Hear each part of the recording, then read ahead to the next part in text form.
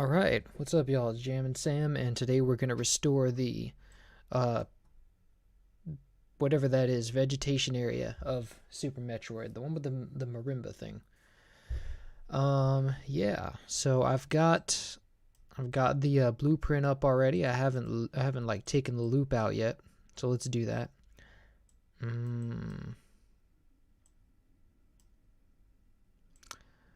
So let's see, where does it loop? Where does it look like it loops?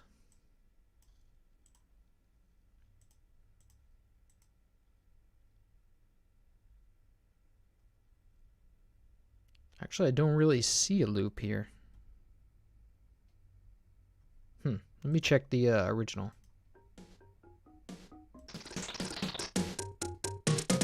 I'm supposed to listen to the original anyway.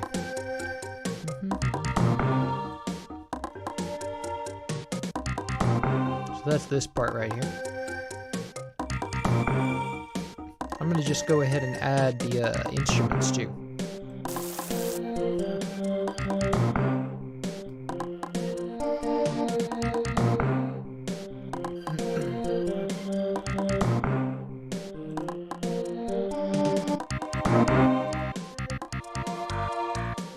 That's this part right here.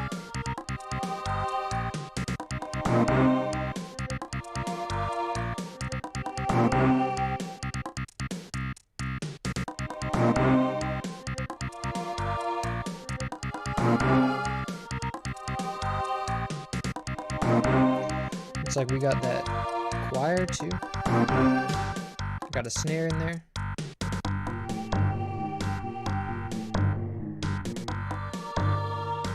It's this part right here.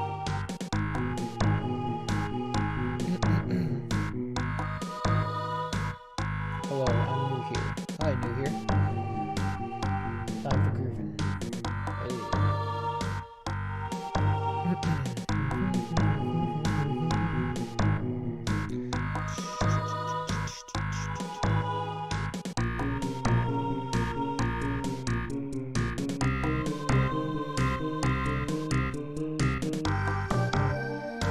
We've got the hi-hat. Just this part right here. And then it just restarts.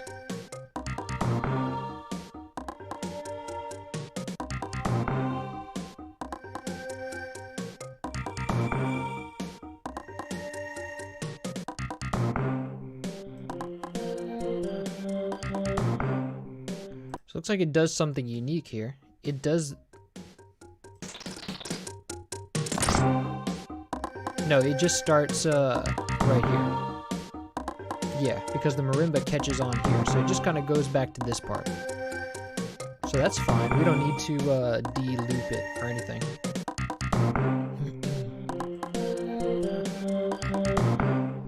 So anyway, we've got this. We also got this closed tumba here.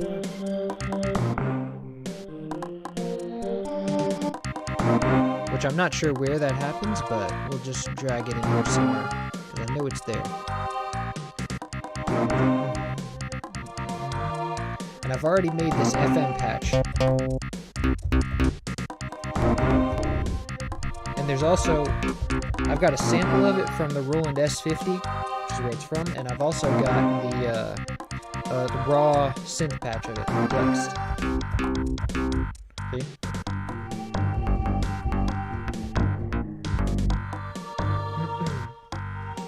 And then we have this choir going on, which should be up here somewhere. Actually, let's move the marimba down here since it's mostly happening right here.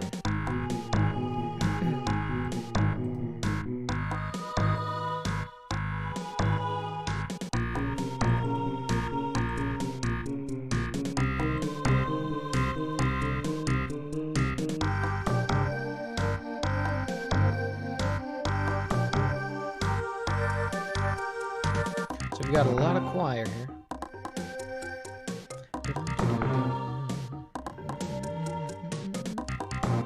And that's pretty much all I hear. Well, no, there's that, there's the timpani first of all.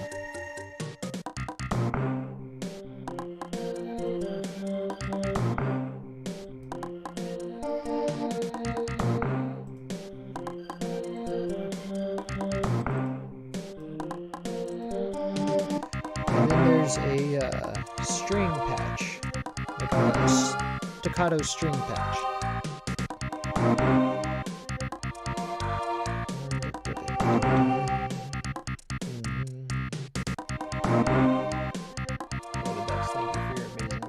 Glad you enjoy it.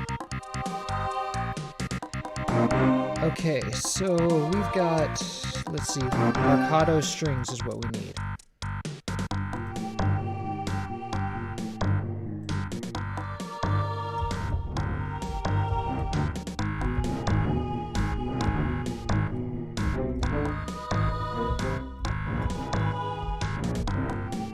It's kind of quiet, but you can hear it.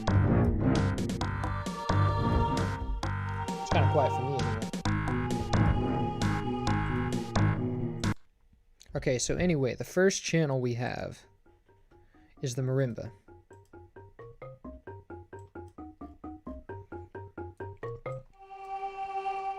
Okay, so this pattern, it's a 1-bar pattern. So I'll need to grab 1 bar of it. Let's make a new pattern and call it marimba.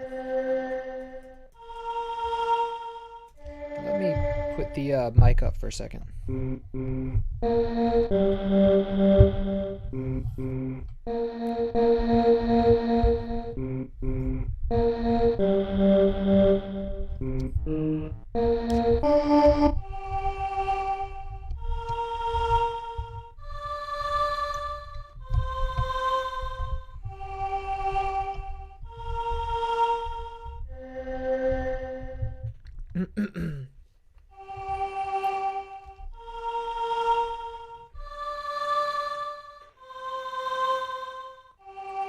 Let's see.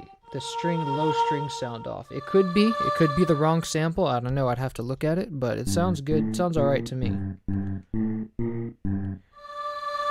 Okay, so we're looking at this marimba right here.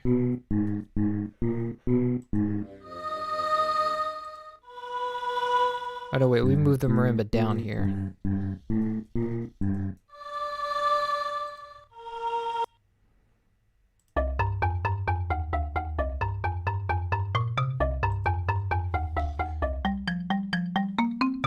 I think that's the octave. No, it should be down here.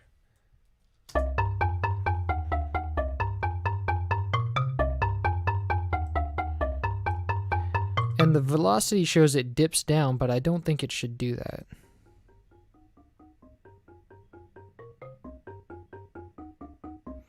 I think it just dips in panning. So...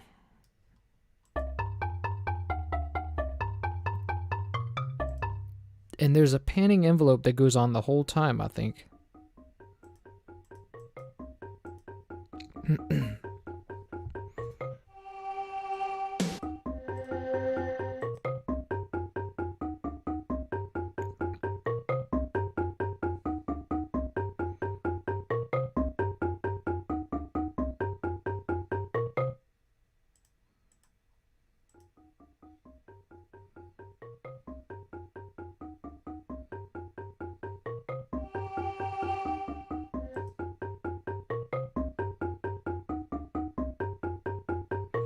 So it looks like there's a panning LFO that takes about 1 bar to oscillate. So what we want to do is go give it a mixer track, and I'm going to call this marimba.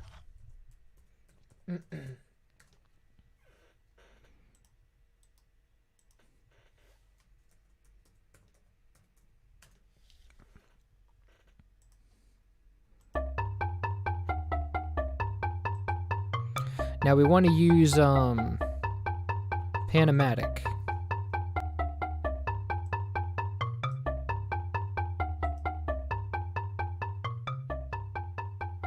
And we want it to be a little faster than that.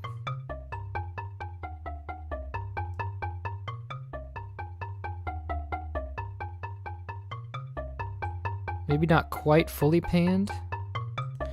Let me see where it starts and where it should finish. So it starts at 0 and it should pan, yeah, just it should pan to the left, I think.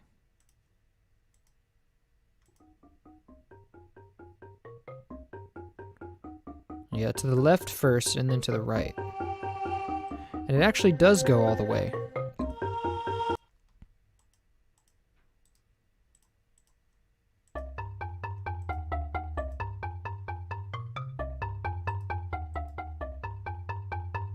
It's a little bit slow.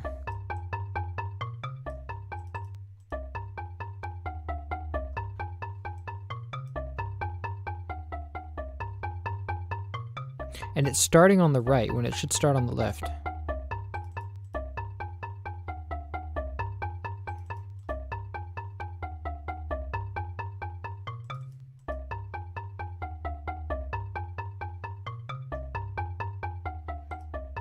So let's swap the left and right channels.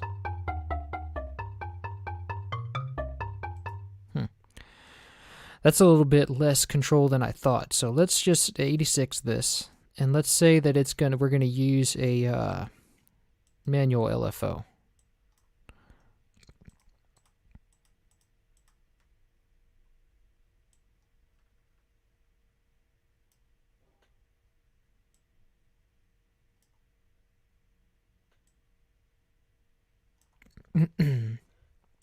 So that looks good.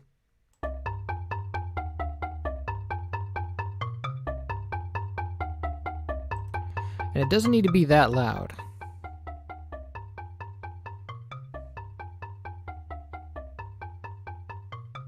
Cool. All right, so let's give this, let's say that this is going to be a accompaniment instrument, and we're going to give it a little bit of reverb.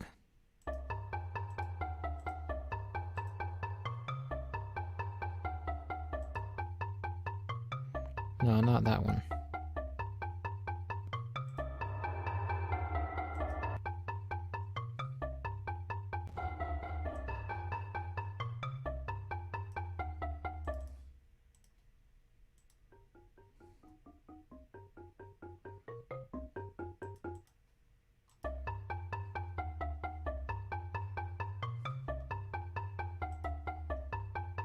Cool.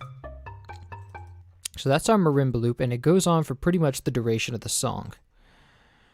So yeah, well no, it stops out at about, so it goes on for about 6 bars, and then it stops.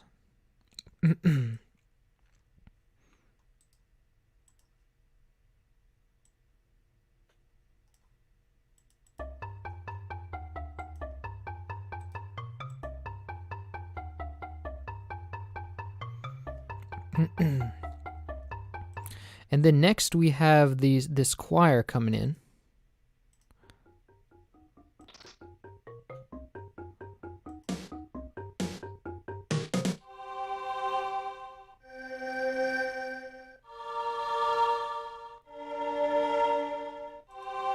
Okay.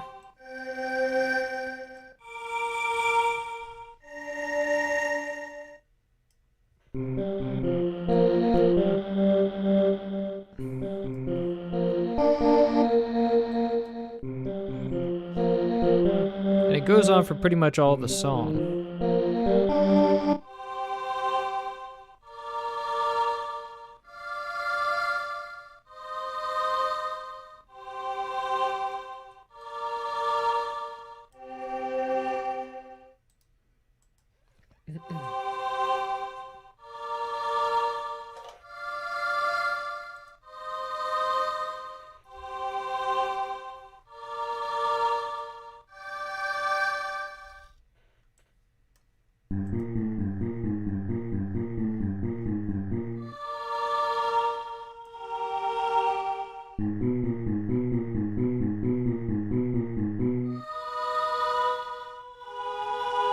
What happened here?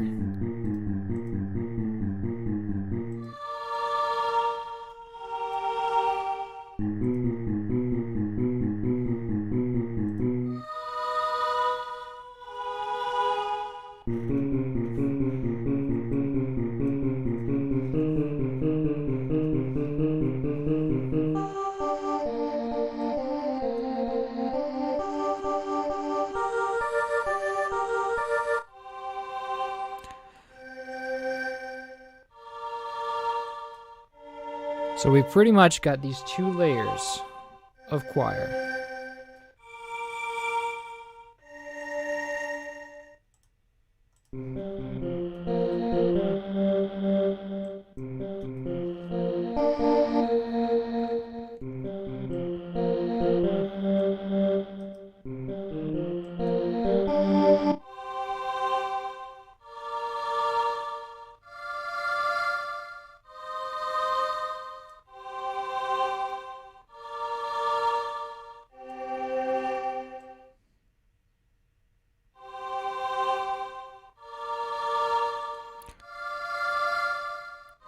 And to start out, let's just map it out here.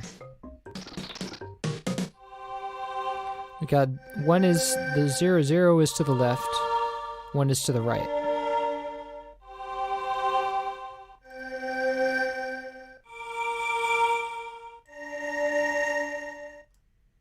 %53 to the left and 53% to the right.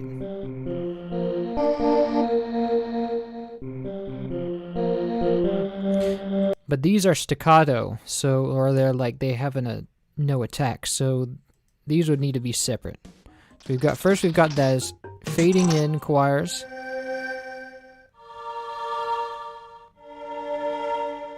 So let's work on those first.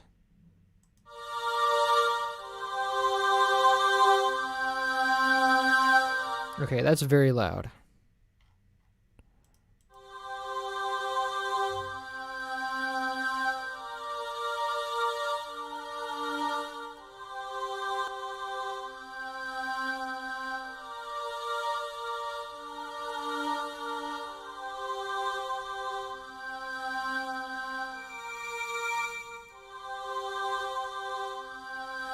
Okay, so the envelope is not really working here, which means there's probably something funky going on in the sound font.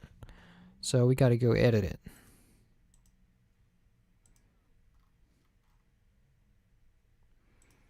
And here we go right here. Pan 27, we don't want that.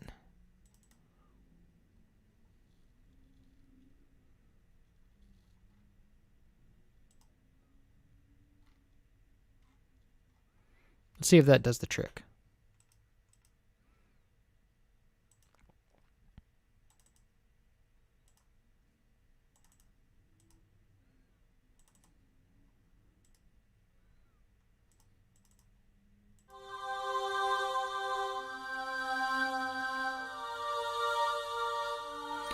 Still not. So let's just remove all the information altogether.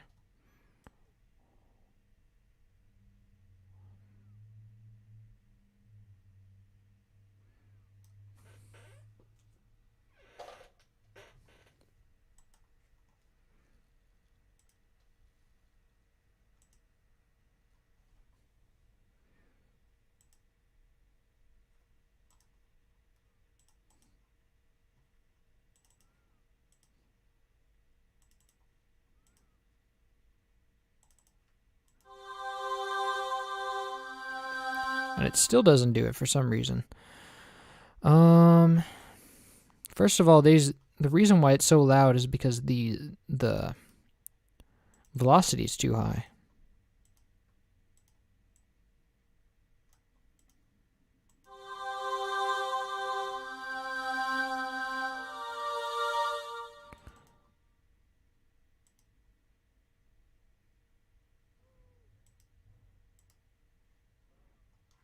So I don't see why it could be doing this, like with the weird panning thing. I would say that maybe it didn't reload properly. So maybe if I just delete this and then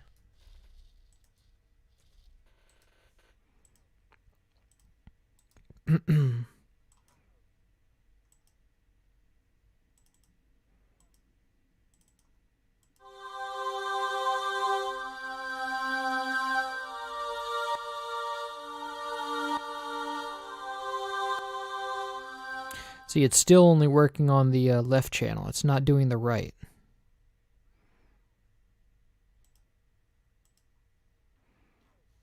I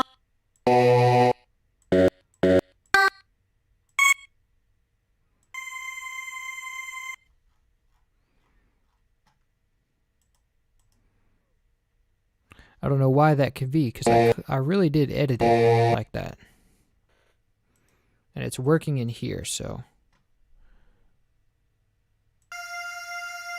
it's probably just a problem of FL not recognizing it, so we're going to have to save this and load up FL again.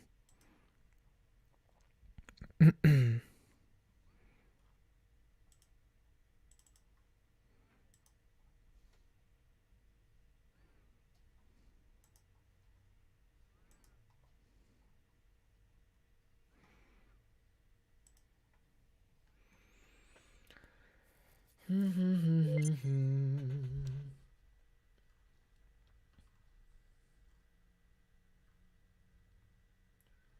create 3D dioramas of retro games. I'd like to know if I can use your trays and tracks as movie presentation. Yeah, if you, as long as you credit my channel in the description and in the video, if so. But as long as you credit my channel, link to my channel in the description, that would be fine.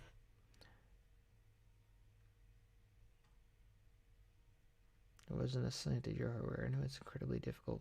Yeah, no offense taken. Are you a fan of Super Metroid? Not really. I like the music. I would create through, yeah. Big love from Brazil. Hey, Brazil. Love it. Okay, so we're going to have to load it up. We're going to load it up again and see if that fixes the problem.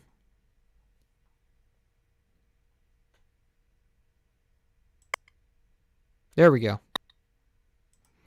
Okay, so now we give it some attack. Whoa. Okay, that's not good.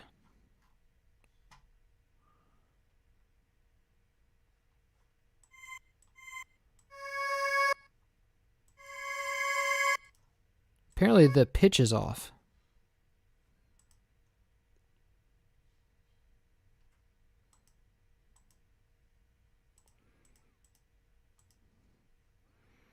Maybe we messed with something. Oh, I think we messed with the tuning, that's why. So let's go and load up the original Proteus patch.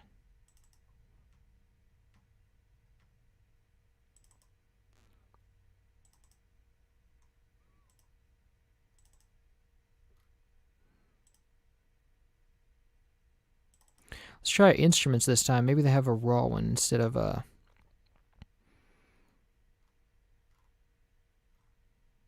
But I don't even see that choir. I don't know which choir is it.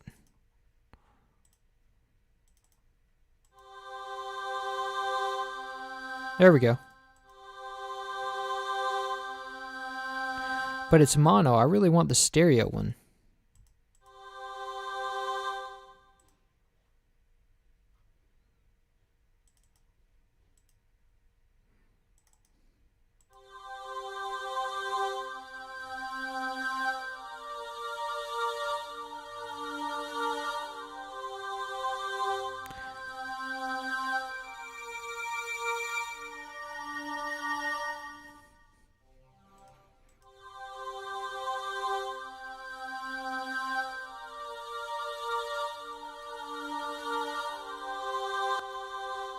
And now we have that problem again, but let's see if we can edit it. This time without ruining anything.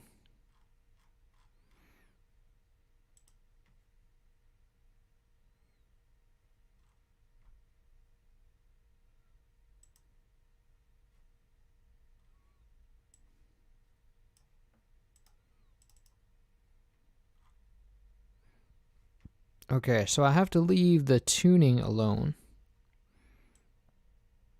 And the root key. The root key was what probably did it.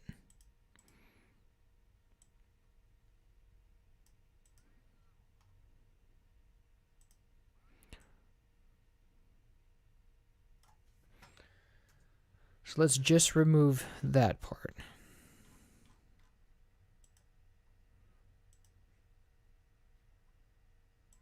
And let's save this as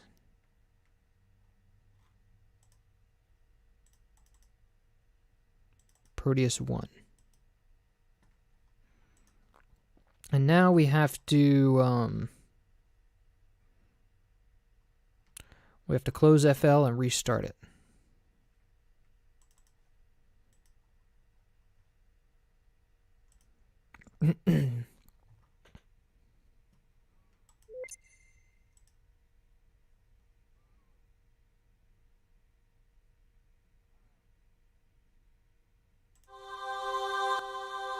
It's still not working. I have to remove something else.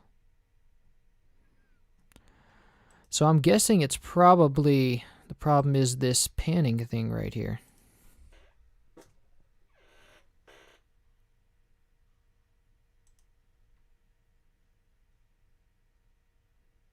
Oh wait, we don't want to do that. Let's edit the this one.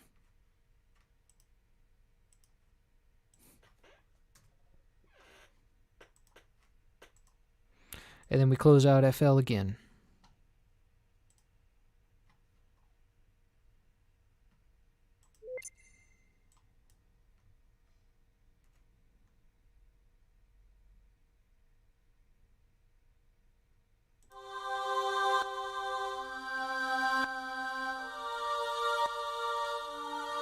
Oh, it's still doing it.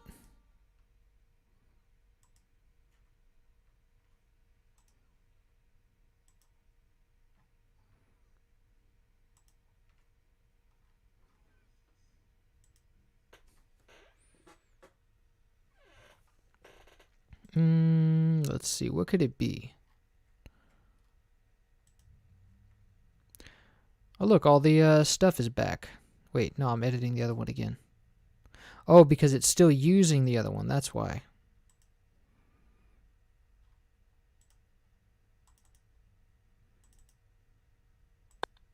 There we go.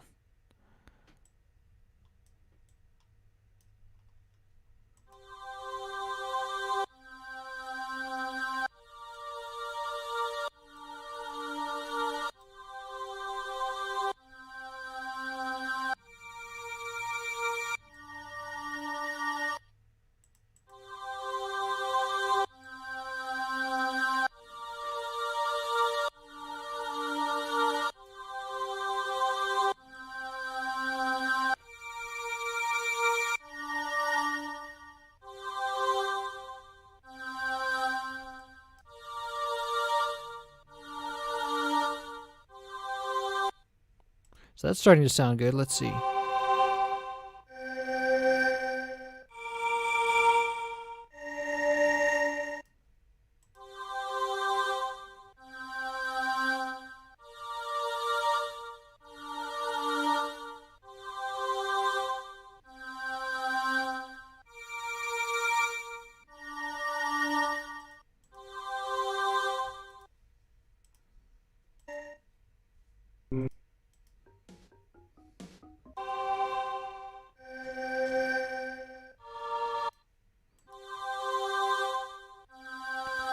Maybe less, a little bit more.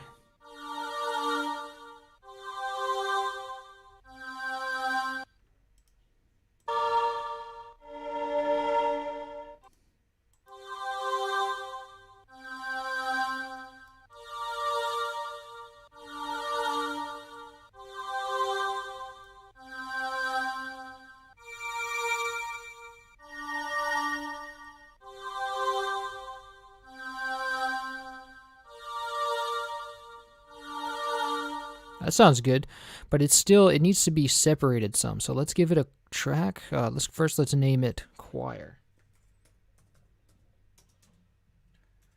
Choir slow. Slow choir.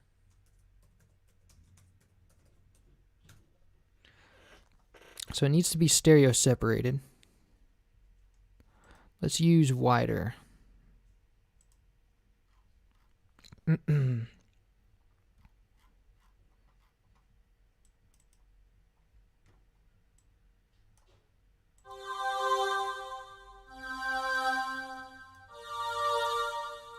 Looks like we have some phasing issues there. I think it's actually mono.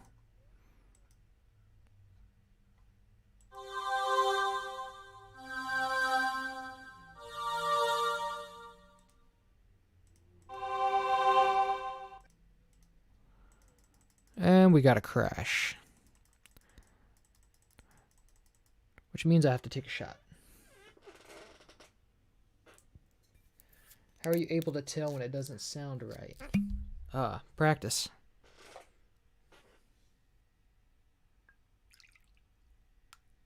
All right, bottoms up.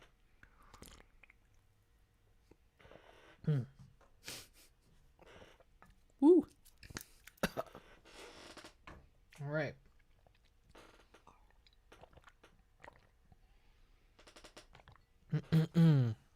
Okay, anyway, so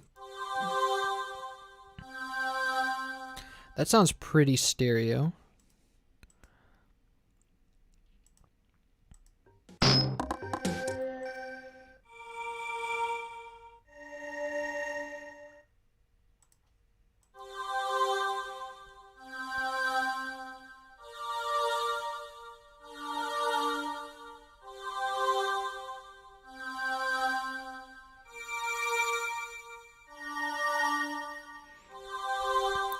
I think we really just need to have a cutoff.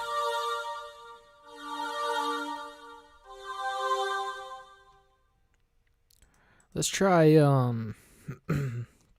stereo enhancer.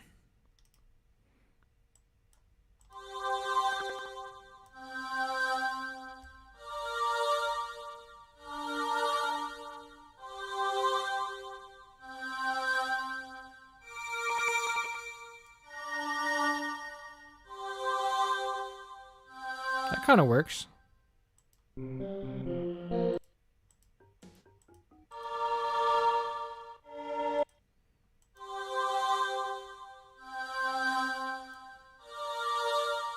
Yeah, I like that.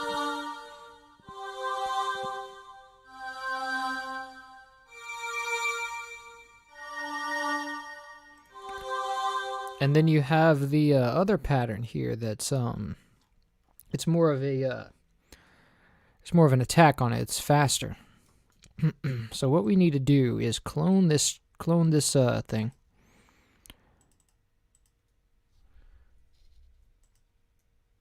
Cut and paste this here. And let's see.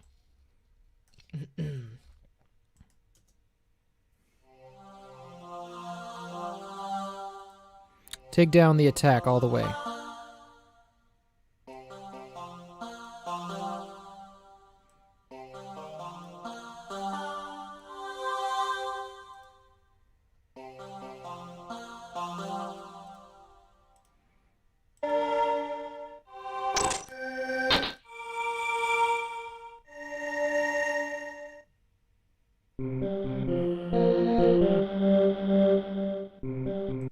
So it looks like we got a patch with some release on it.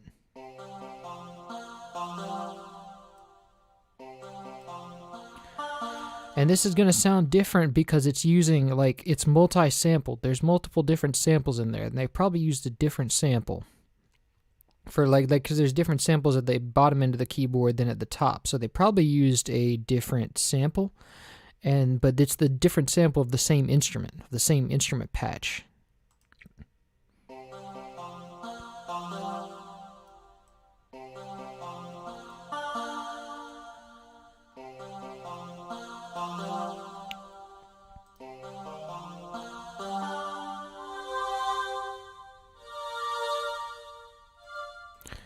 And I just got an idea. What if, so we actually, I forgot about that panning in the notes. So this one is panned to the left. 50%, and then the other one's panned to the right. Maybe that would help our stereo situation.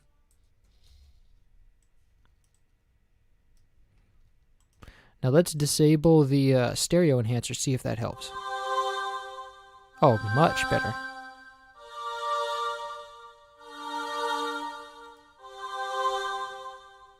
Beautiful.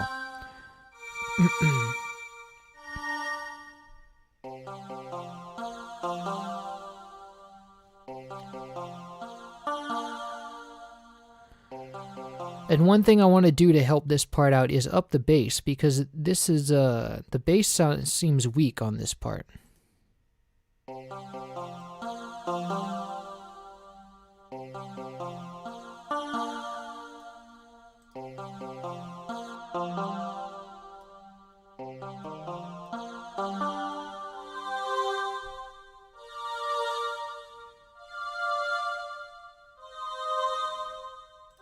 And then this pretty much sounds like this next part pretty much sounds like the slow choir all over again.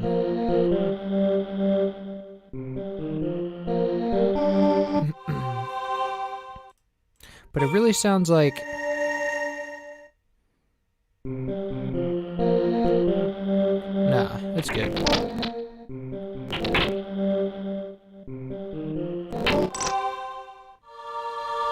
So we got the same thing again.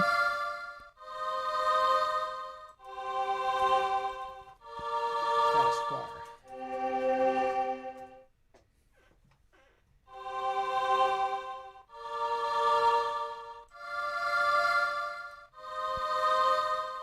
Let me use this to gauge how fast it's going. That's good.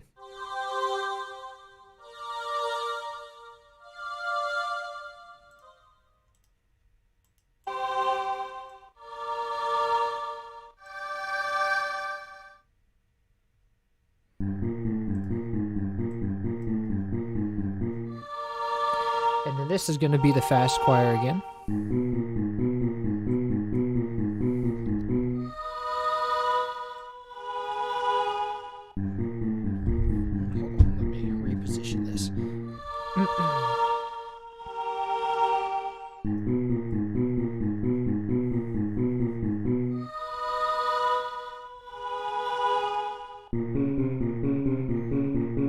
And this one's going to have some panning to it as well, but not nearly as much.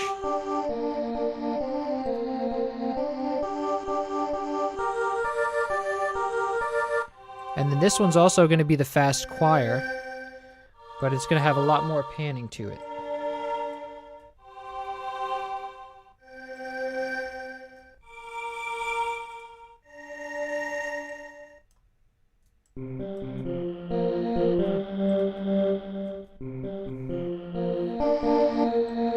Looks like we got a little bit of offbeatness going on here.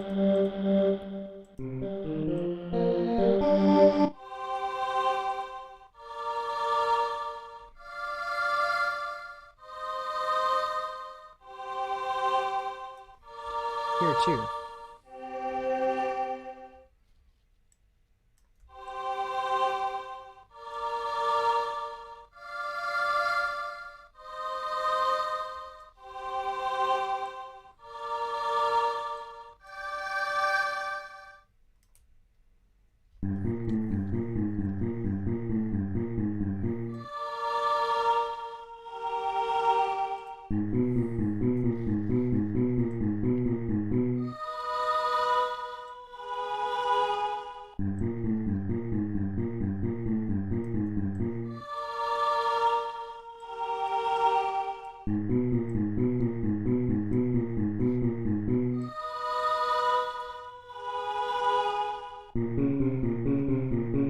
Okay, cool. So that's fixed. Let's check on the panning over here.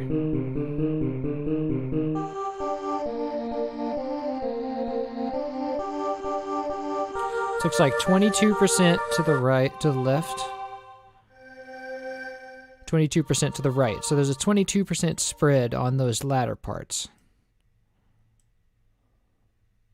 Which means that this one right here, wait, let me see if that's the first one.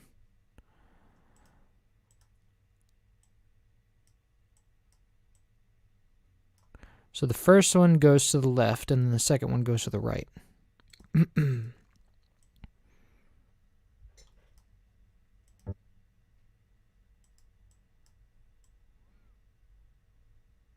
these should be to the moved a little bit as well.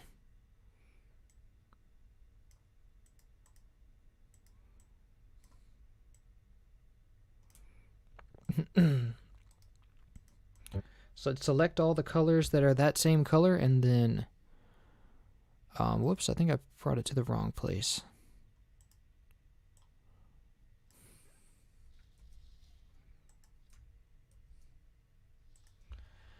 And let's say that, let's select all the ones with that color and say that it's going to be 22% to the left.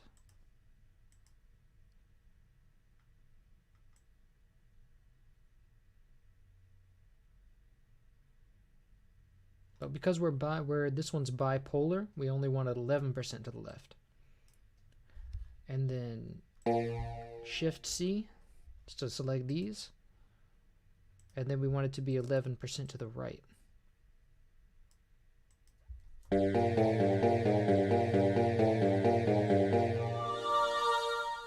And then the same for these. Select this one, and this one has, they're not exactly snapped to the beat.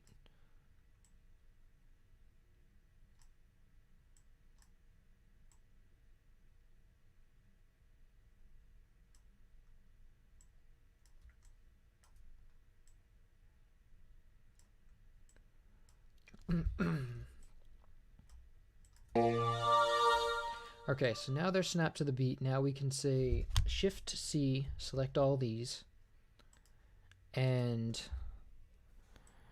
make it 11%. We say Shift C, select all these, and negative 11%.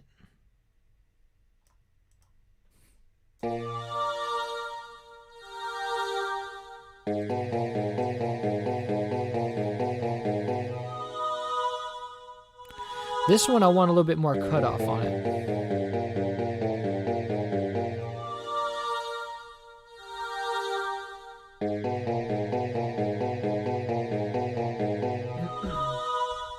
Why not set panning to individual notes? Yeah, that's what I'm doing.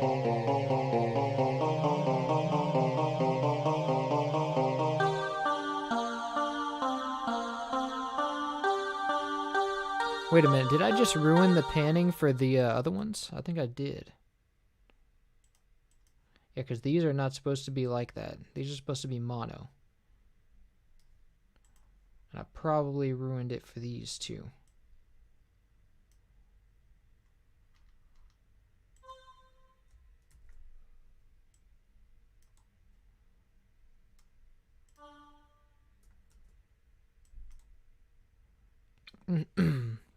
Okay, so anyway, at the end here, we go back to 50%. No, wait, not here. At the end here, we go back to 50%. Somewhere. I think it's this last section here.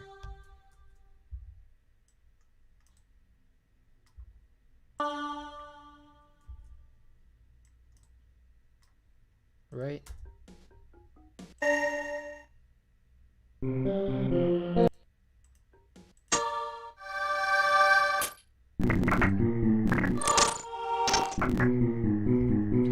So we've got, yeah, we've got 11, like 22%.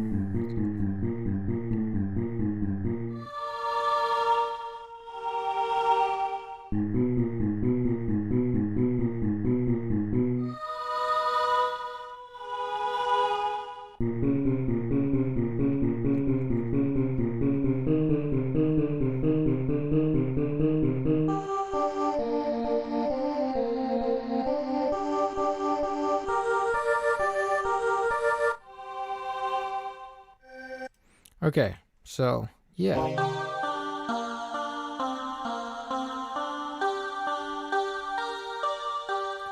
And that's kind of, so the envelope here is kind of not supposed to be, it's supposed to be sustaining, and so...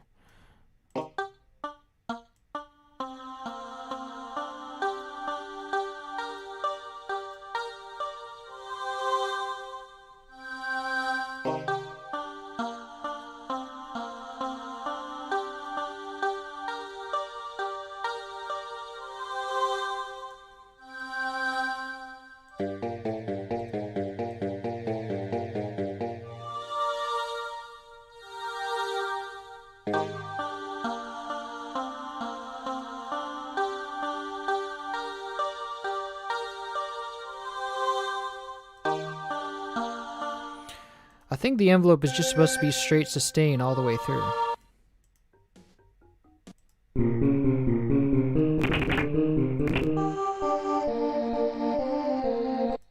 Yeah, it's just supposed to be straight up sustaining.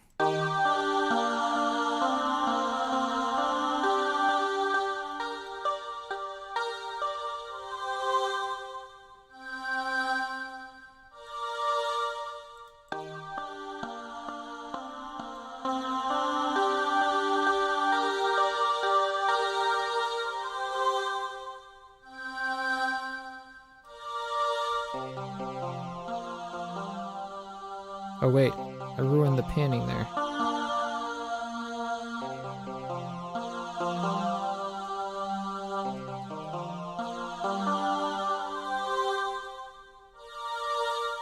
Sounds kind of like Bejeweled, if I'm being honest. I think Bejeweled might have been inspired by this soundtrack.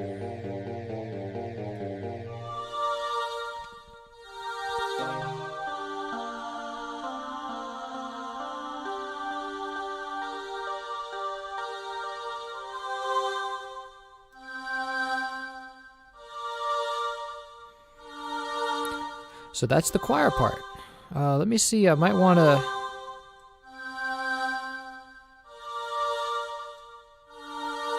Yeah, with the extra highs, it sounds much better.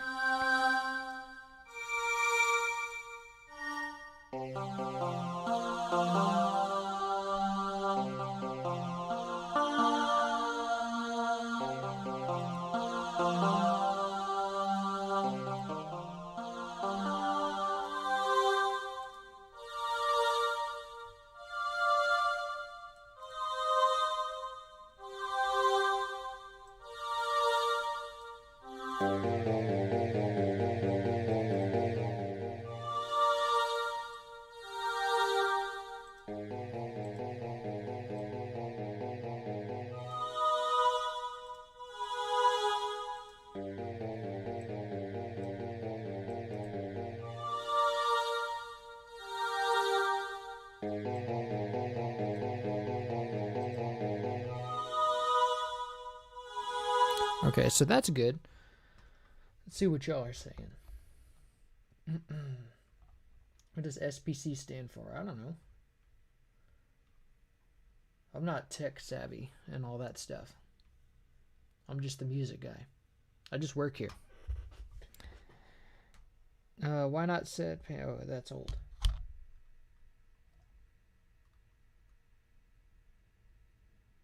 The Tesla coil sounding bits? I'll be interested to hear that. Oh, oh, you're talking about that FM bass. Yeah,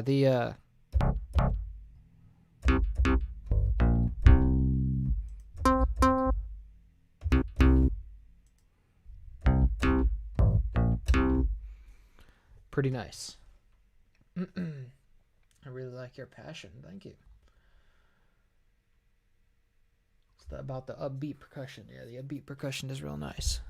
Anyway, so let's move on. Let's paste our this part here.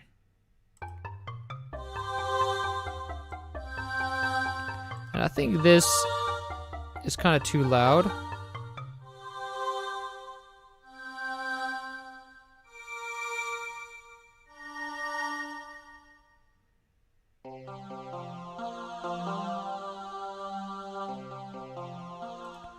Does it really sustain like that?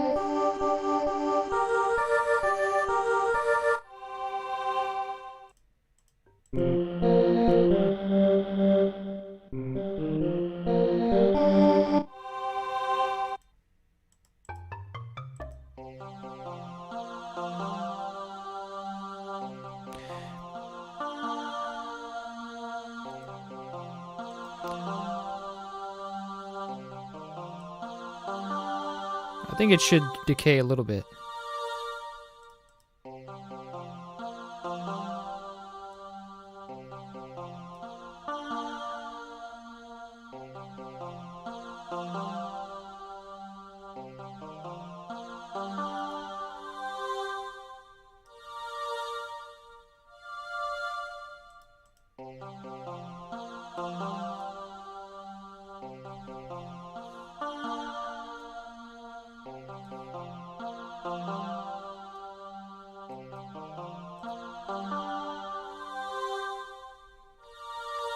Good. Okay, so let's move on to it's really the only part here. You got that snare, so let's start on the beat. Make a new pattern, call it beat. Snare, the snare just hits once every...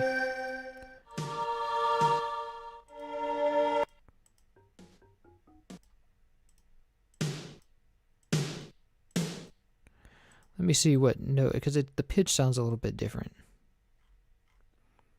It's a G.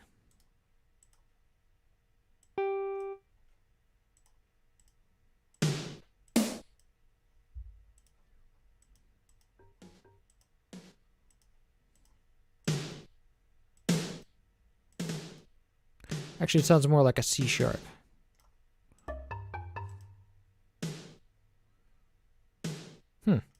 Should be double the tempo.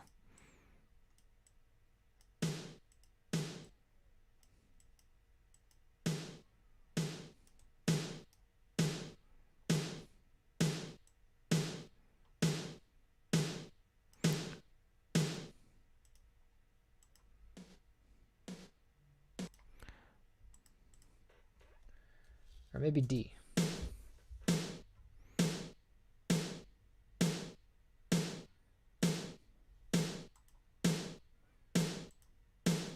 Cool, so that's our snare.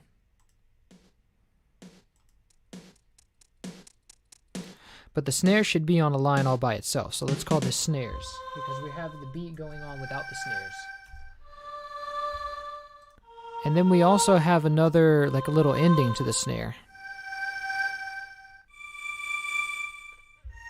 Let's see, are those both the snares?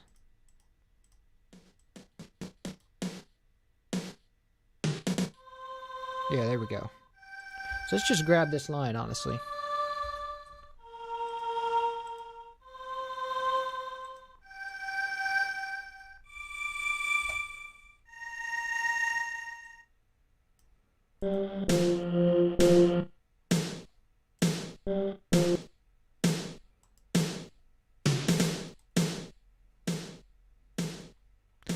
And let's make sure that it cuts itself, which means that it basically, you can only have one voice playing at a time. If you have two voices, it interrupts it. So like right here, now you don't hear it playing like over itself.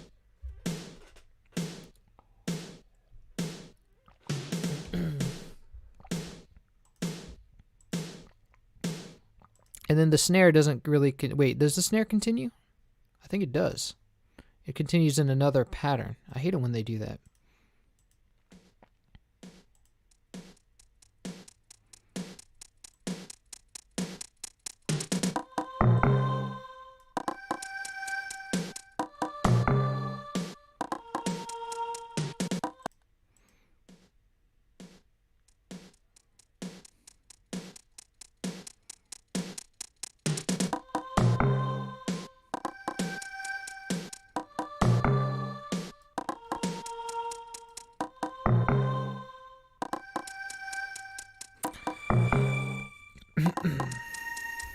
So we've got that going on.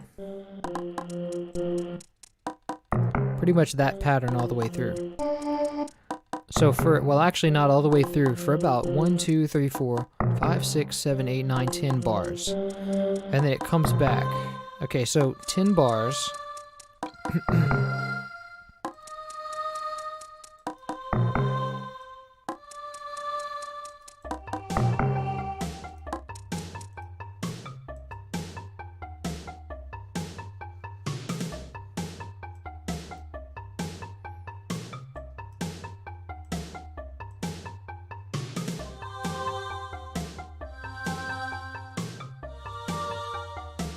And then it stops in this section.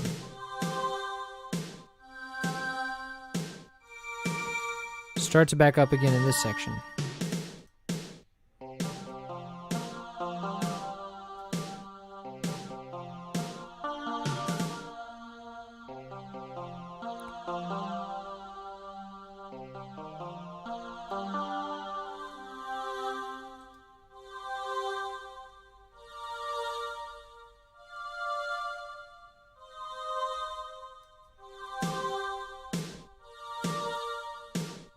Wait a minute.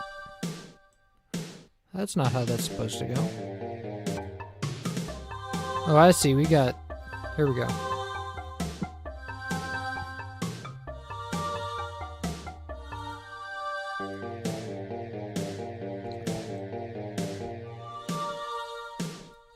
Wait a minute.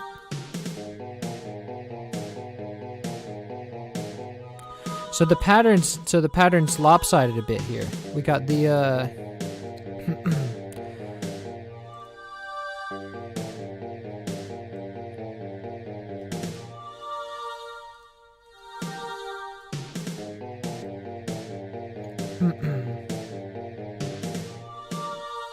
So yeah, it does that little skip.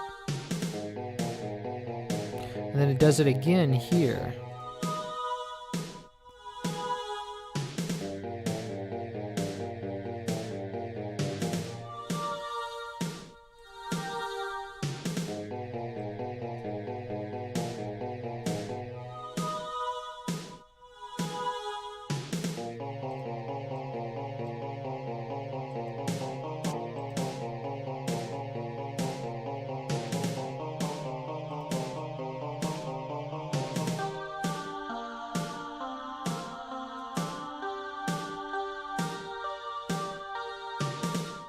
Cool.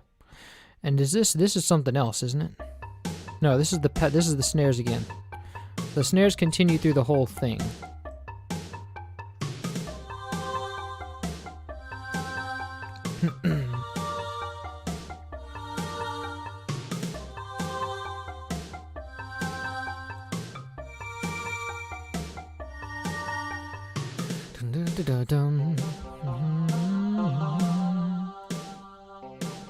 Okay, so next channel is the hi-hats.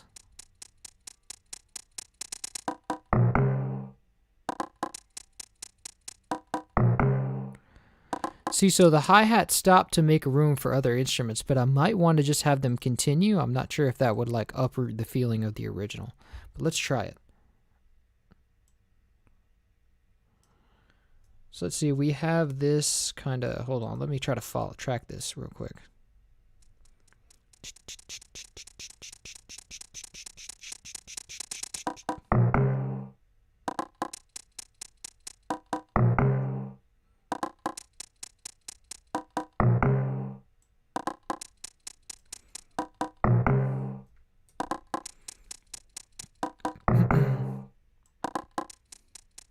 So it pretty much does that.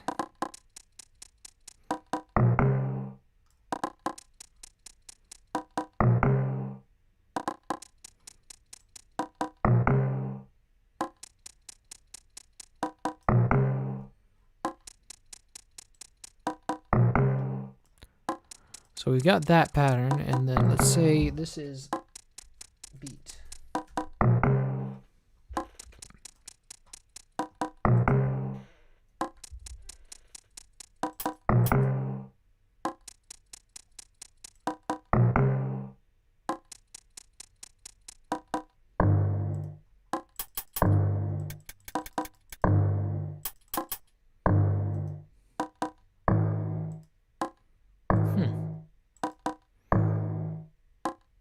That's when we've got this one doing the...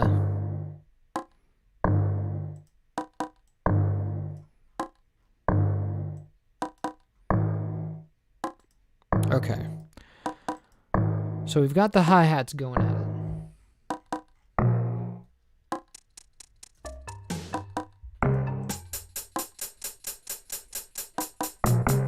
And they need to be really short.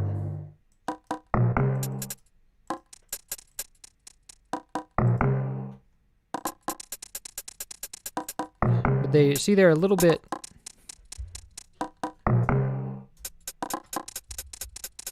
There we go. Now they're good pitch. And then we have this part that kind of just, like they just kind of finish off the last three bars, or the last three quarter notes.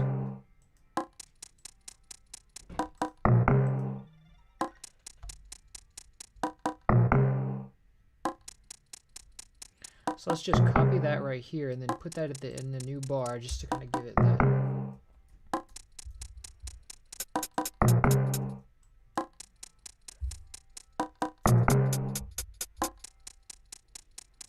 There we go. I think we can make it even shorter.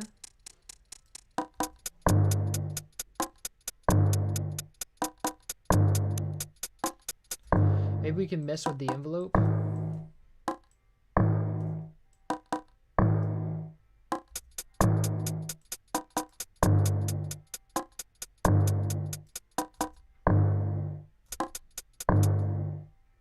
And there's no panning on it, right?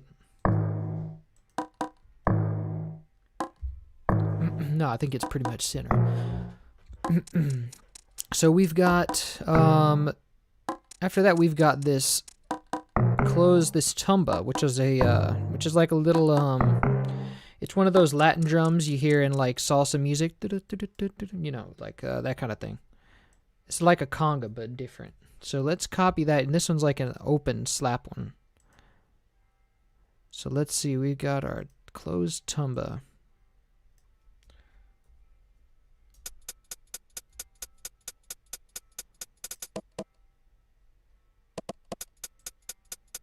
And let's give some more, let's actually, first of all, let's make that center, like on the beat. It's a little bit off beat. And let's legato it so we can hear the whole sample.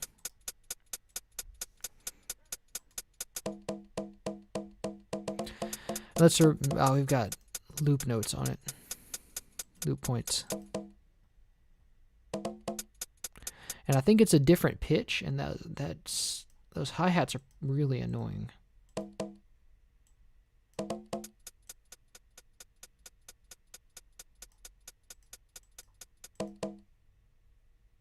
And I think these are supposed to be like higher up in the octave. Actually, it might just be an octave up.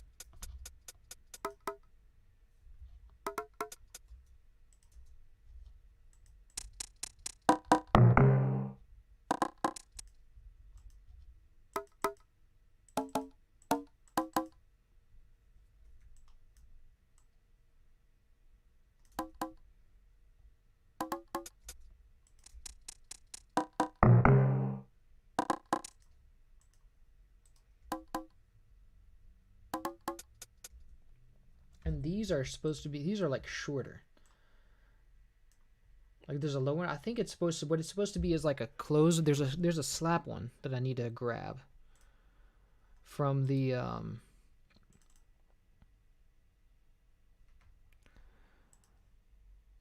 Proteus one.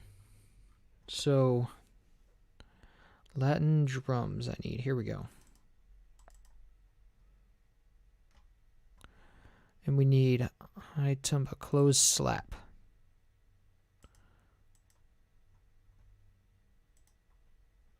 So that'll do, and then let's see, let's reload. Give it that. And let's cut that and paste it here.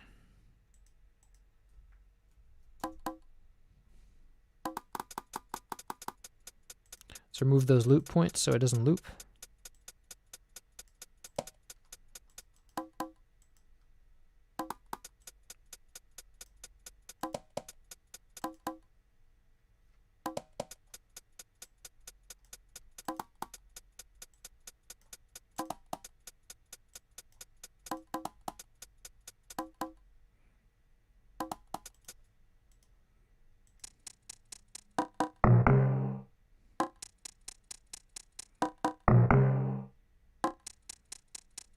Just doing a bit of a different thing here.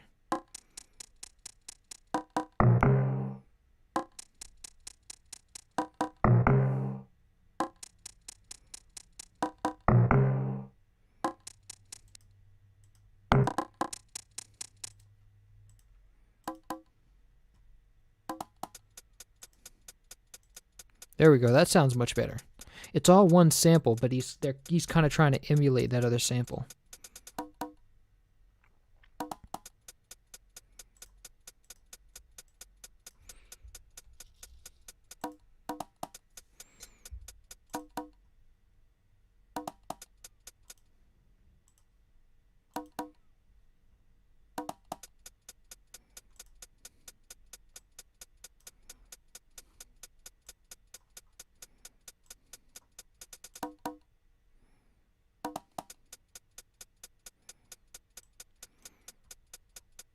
Let me actually take these to a different channel because I want to be able to layer it if I need to.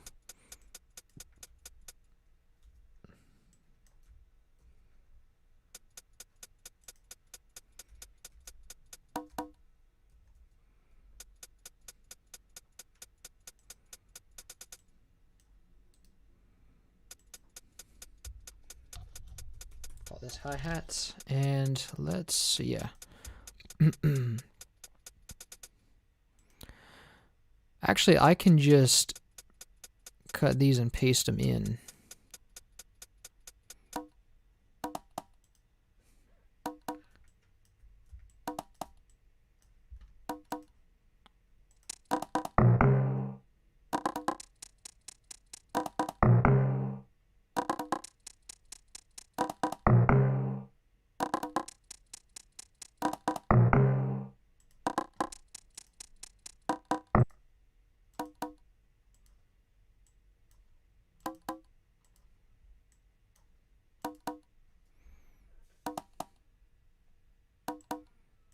And I think I want to make these a little lower.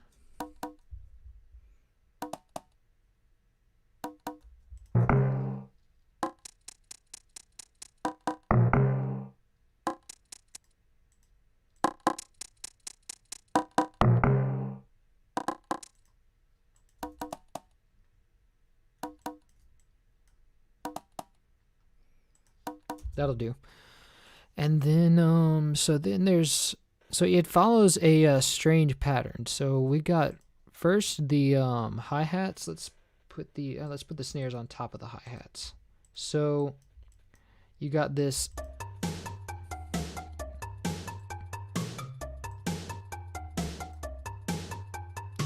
And then let's try with the hi-hats first. Like with the hi-hats going all the time.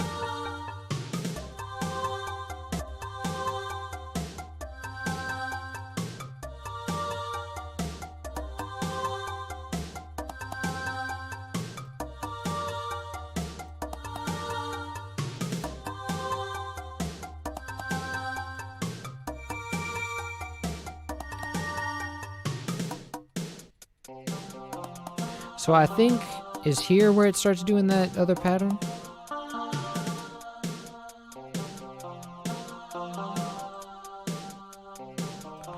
So how many counts does it take before? I can't tell what it's doing.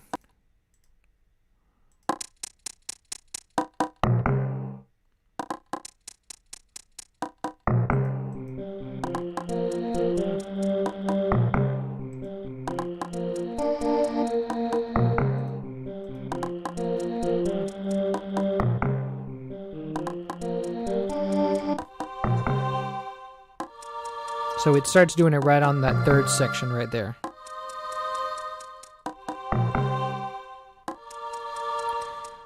So then we go and say we want the second bar to have only the other ones. So and then we cut this and then just repeat that.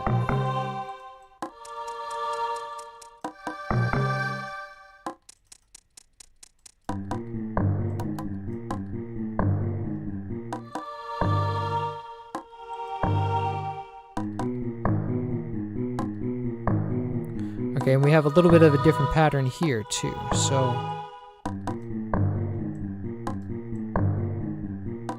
I see where it changes here. There we go.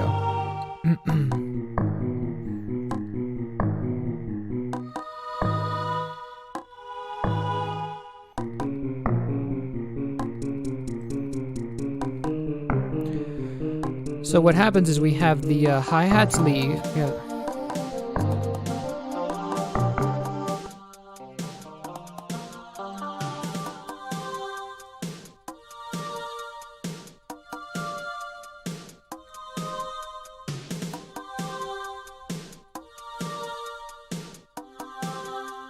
Then we have the hi-hats stop here, but the tumbas continue.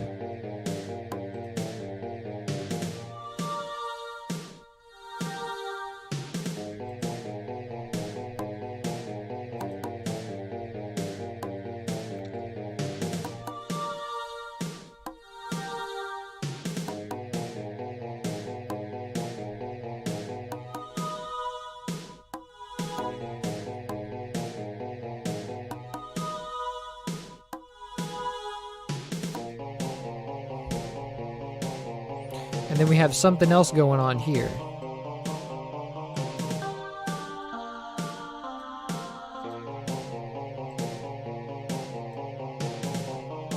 I think we have that usual pattern again. Let's see.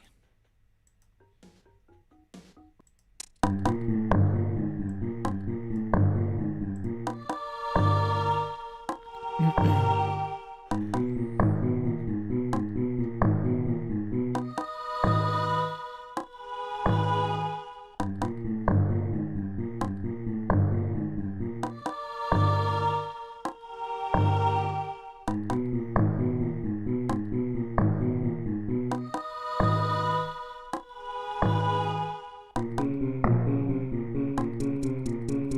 have the hi-hats coming back in again.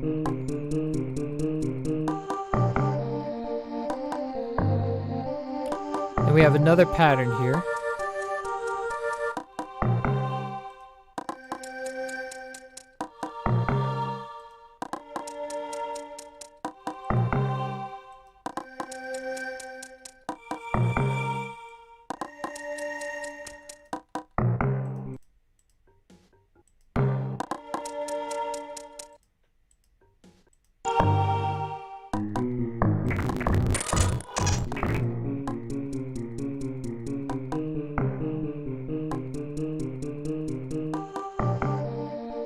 So we have that same pattern, again from the before, right here. That's the same pattern continues. So we got that again, and then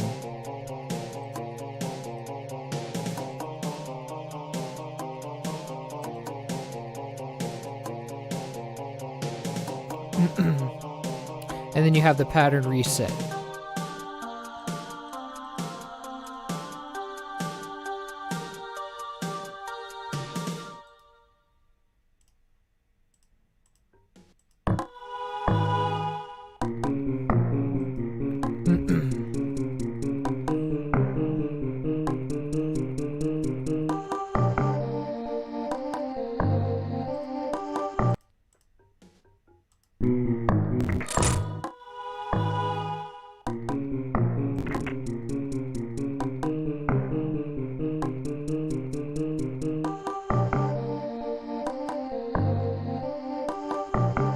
The hi-hats are gone, and then they come back in again.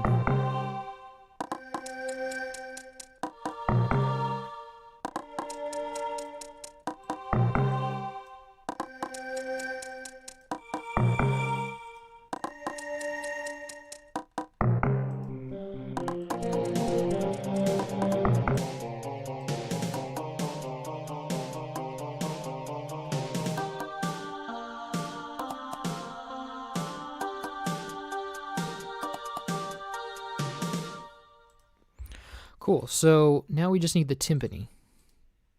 Let me see what y'all are saying. Whoa.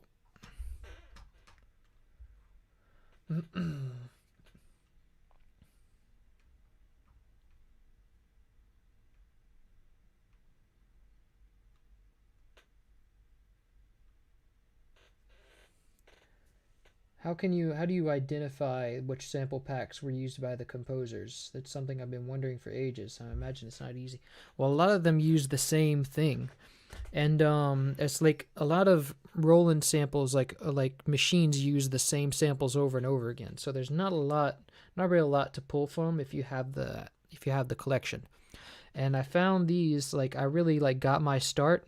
They had a few of them covered by a spreadsheet that someone gave me. I asked somebody about them. And they gave me a spreadsheet where there was already some of them found, and a lot of them will use, a lot of composers will pull from the exact same instruments. So there were 3 instruments that it covered: the Roland S50, the Proteus 1, and the Proteus 2. And a lot of the rest of the samples were also on that same machine. All I had to do was look through the machine and match it. So that was a lot of them found right there. There's still a lot of them missing, and a lot of them are sound effects that were used in the music. And so those are going to be a chore to find because they're probably on sound effects discs. And there's a lot of sound effects that they used in those days.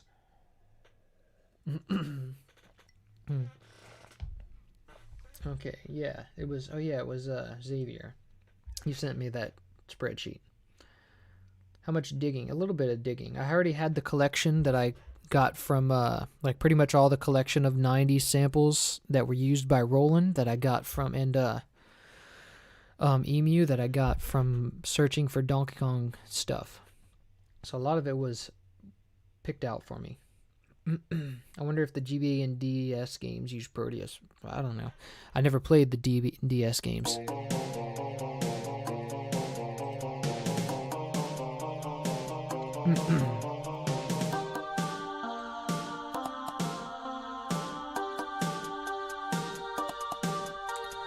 So for the timpani, anyway,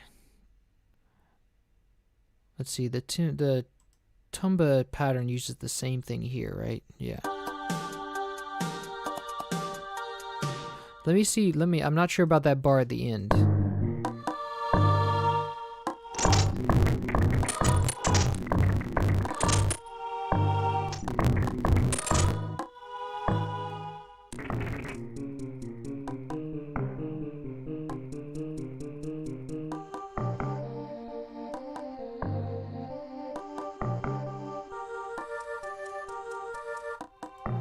Yeah, it's basically using that same pattern again. There's a... There we go. Okay, so now we need our timpani pattern, which is pretty much cut out for us. So we have this last one that just repeats, and then we have a pattern here.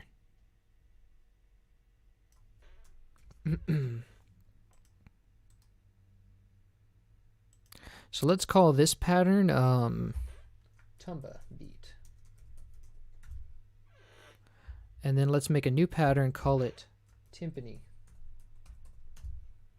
And we already have our timpani picked out for us. It's here. And let's snap the beat to the right. Like, let's put it back on beat because it's off beat for some reason. Let's make it normal velocity. And we want some release on that.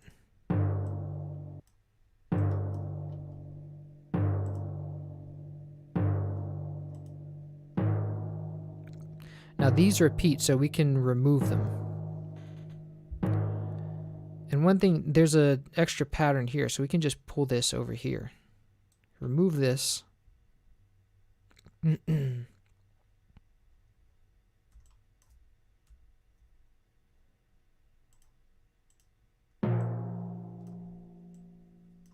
Remove this, and then pull this over here.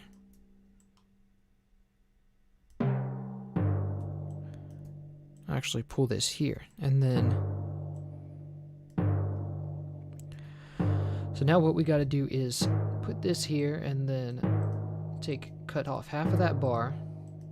Like where just this goes up. Oh, it's still off beat a bit.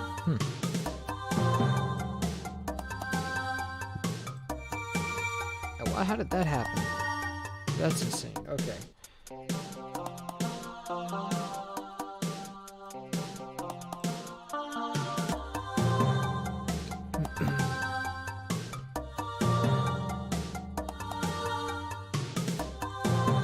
And let's take down the decay for that.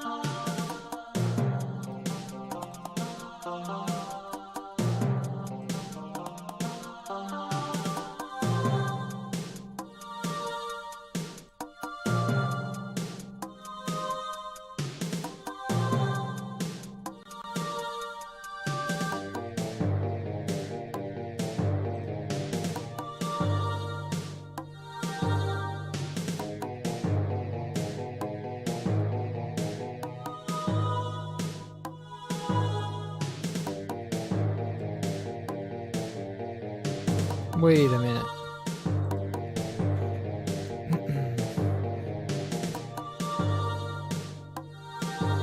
Oh.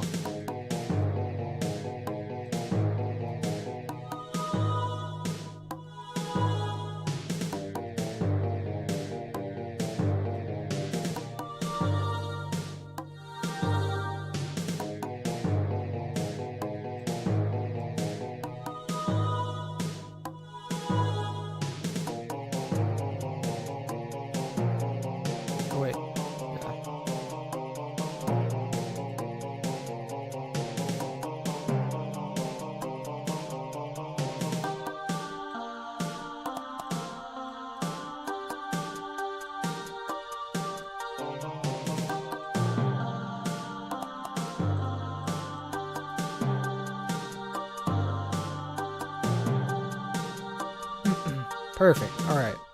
So that's our drum line.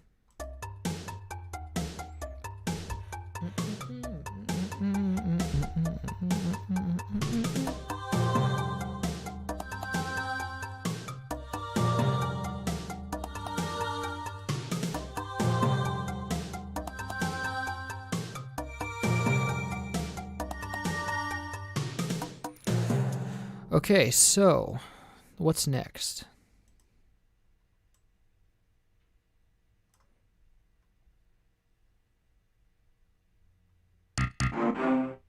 Ah, here we go.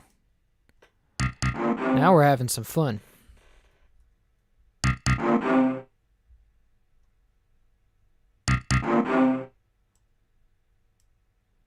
So this is pretty much meaningless, right?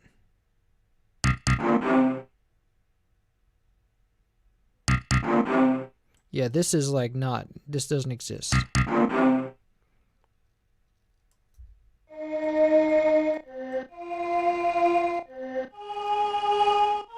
And we got some choir.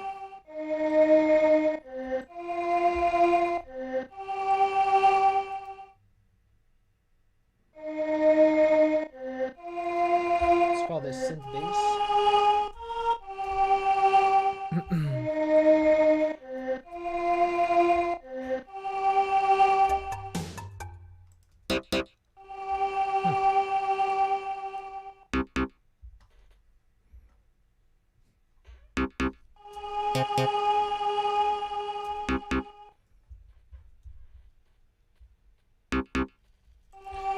And then we've got another patch we need to call strings. Like, yeah, just strings, really.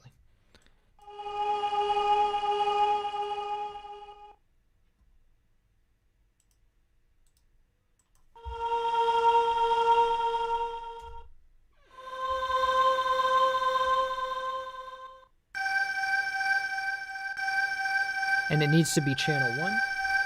Let's shut this off for a second. Needs to be, it's out of tune, so it needs to be C.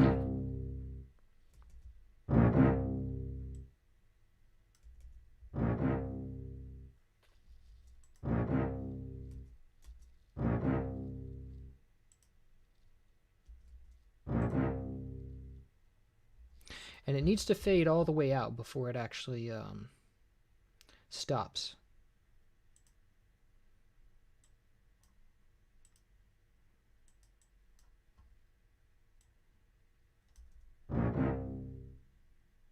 That's good. Let's do the same thing for the other layers.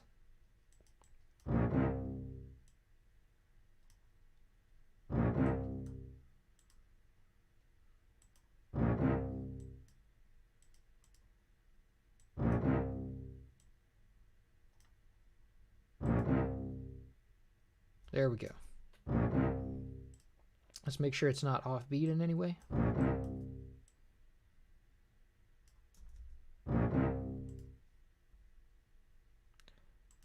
So let's move the choir up here, because it's like kind of the main instrument.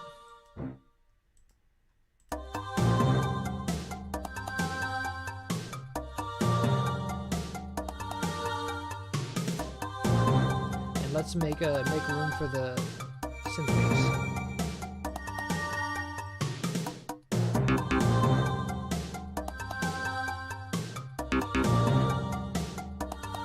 It should be sooner, shouldn't it? Yeah.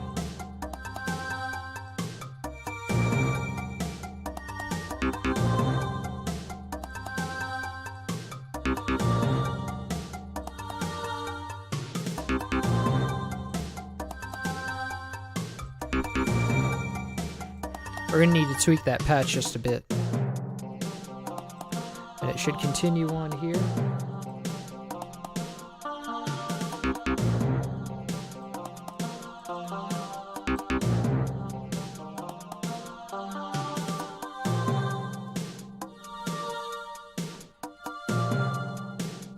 And I think the strings continue here, but the synth bass doesn't.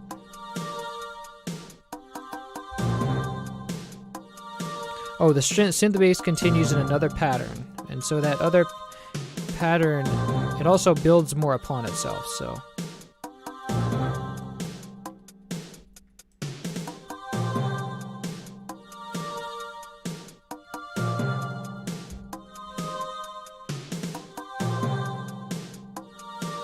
And then we have it.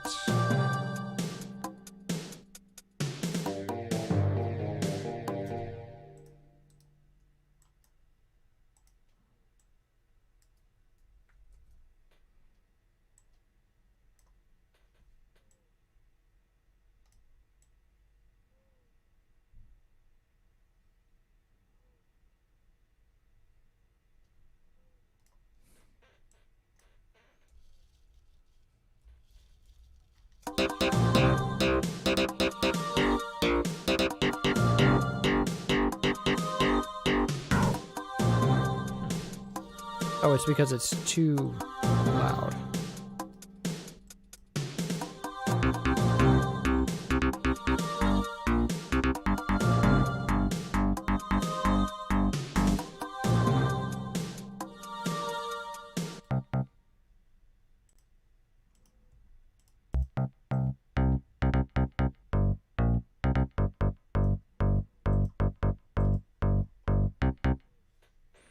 So let's trim this one, all of them except for the last one.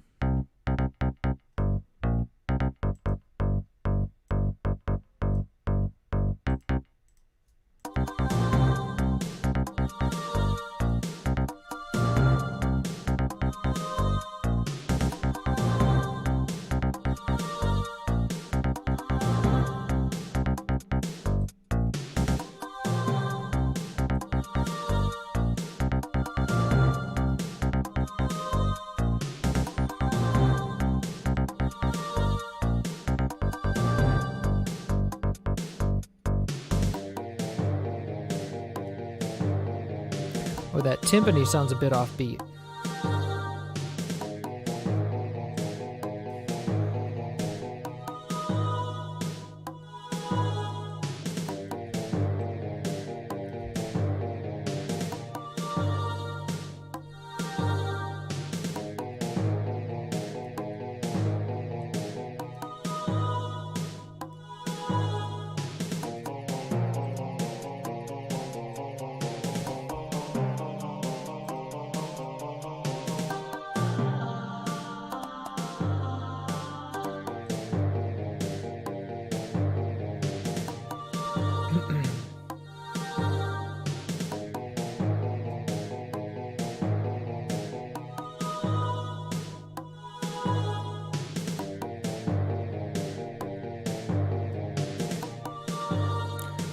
So it looks like it's just choir from here on out. So let's see what we've got going on as far as choir goes. First, let me see what y'all are saying.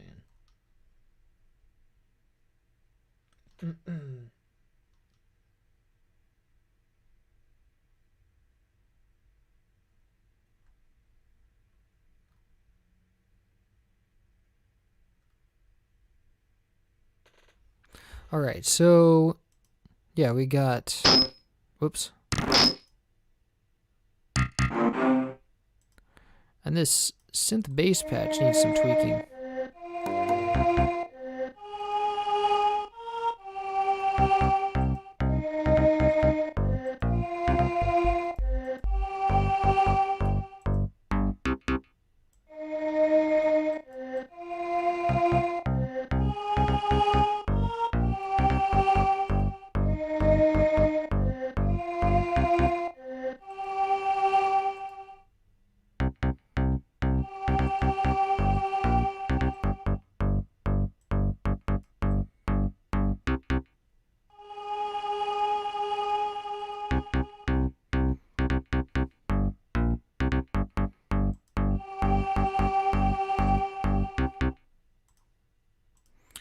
Okay, so as far as this choir goes, we've got, what are we working with?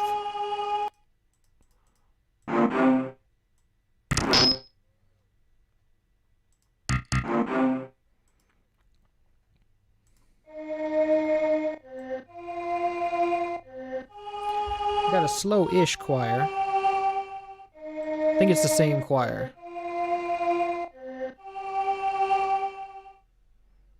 And and then it repeats again.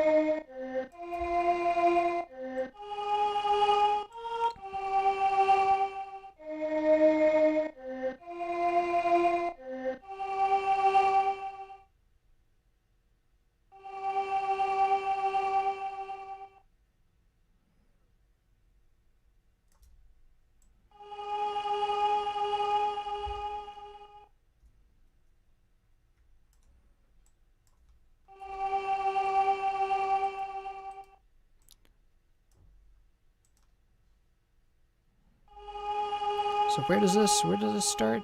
It's on that third section. All right.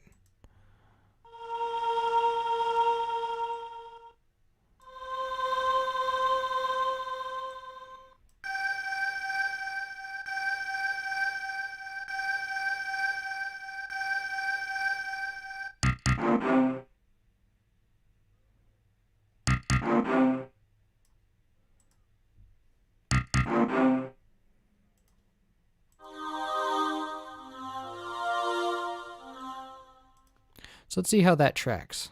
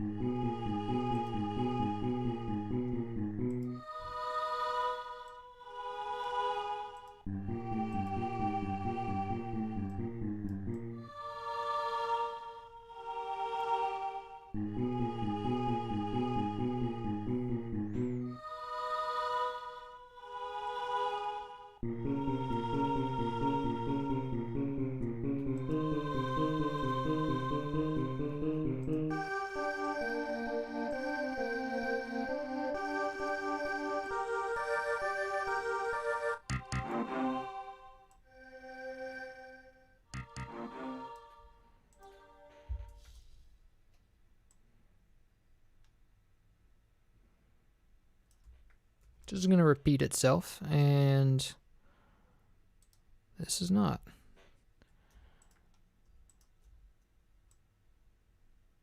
This, I think, will be right here. Hey, no. And no.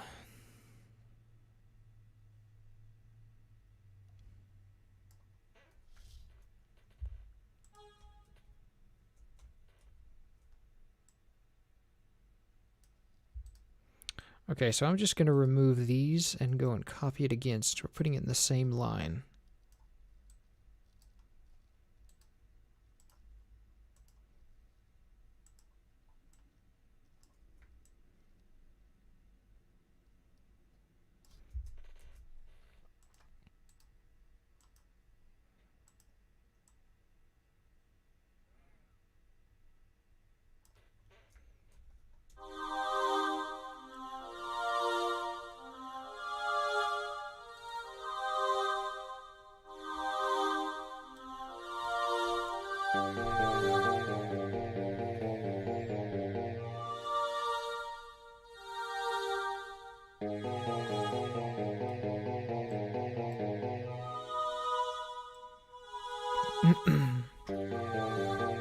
So let me check on that, make sure it's right.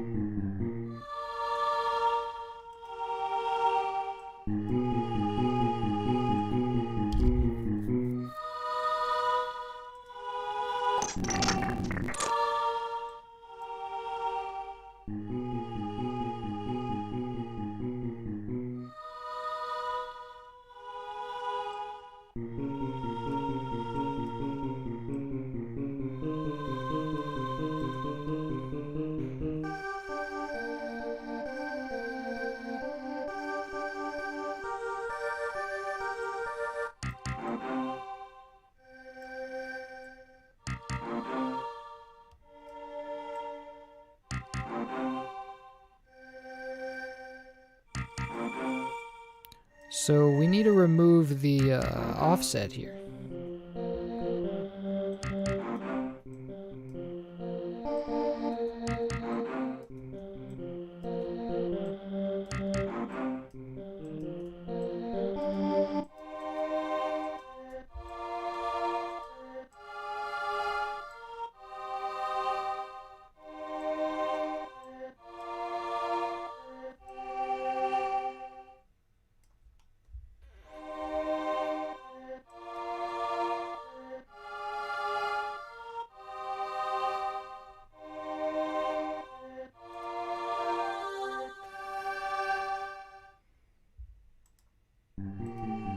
Let's actually quantize this one. Yeah, that'll work.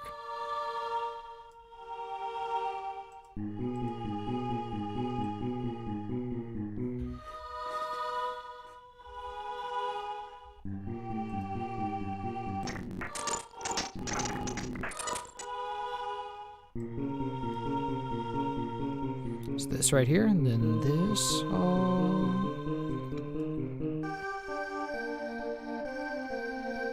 This one's this one should be because if you listen right here,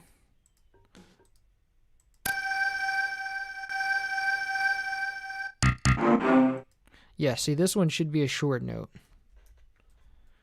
like a fast choir note.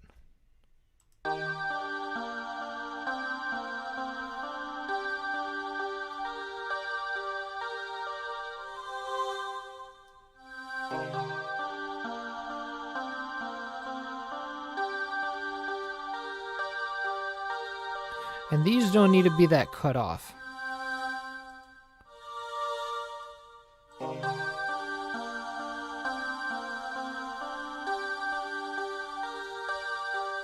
There we go.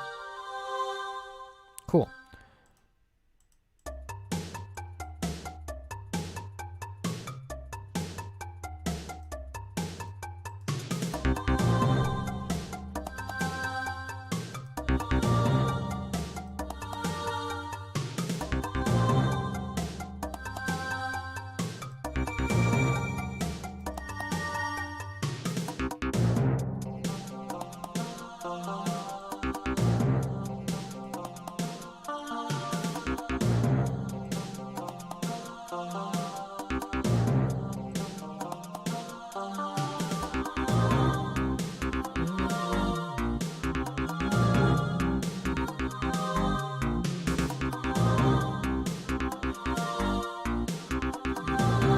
Exactly. There's a lot of choir sounds and it's on the instrumental.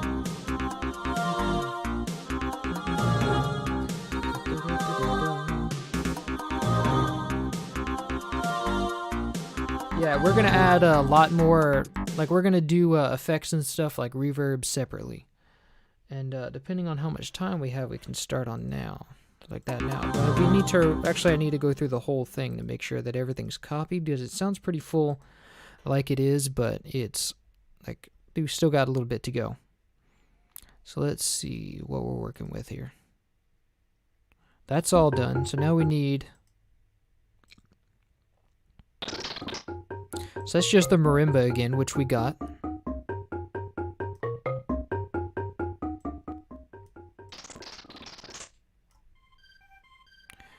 Here's those arpeggios.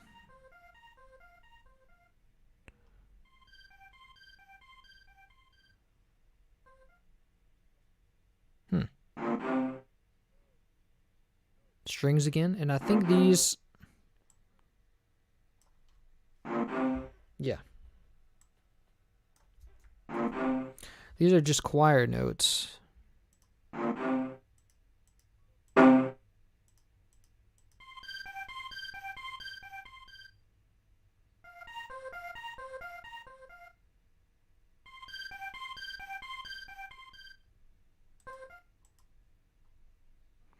See, it's just panning back and forth, really, between notes.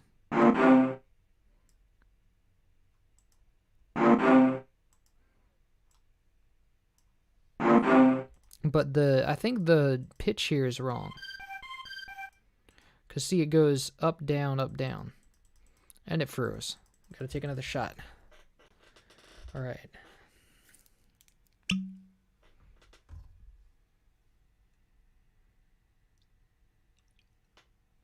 All right.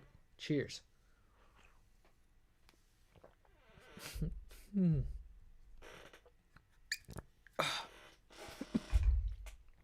All right.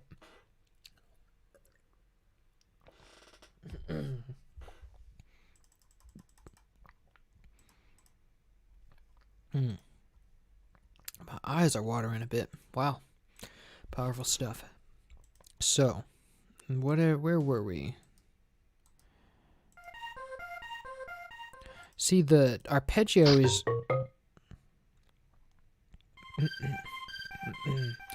See, it doesn't go all the way up. It goes up, down. Unless this first note is silent. Yeah, I think that's what it is. The first note's silent, and then we have the rest of them. So let's just copy this arpeggio. And then, let's see. Arpeggios.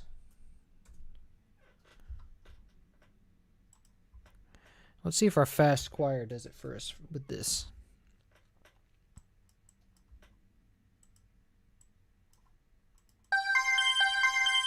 No, we need an extra one. Let's call this short choir.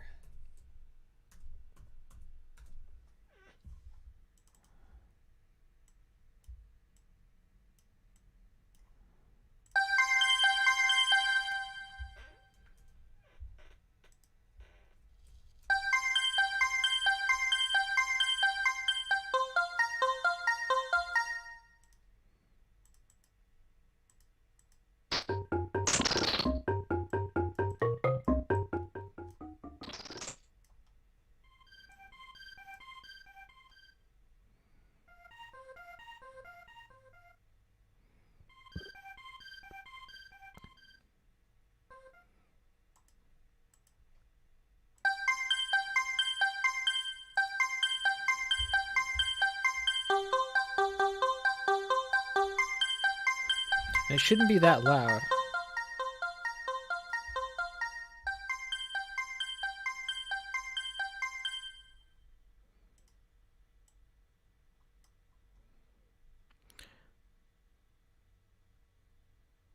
So it's yeah,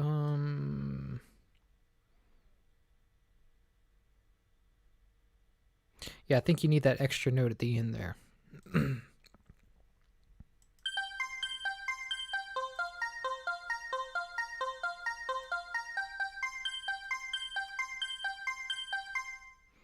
Let me check that.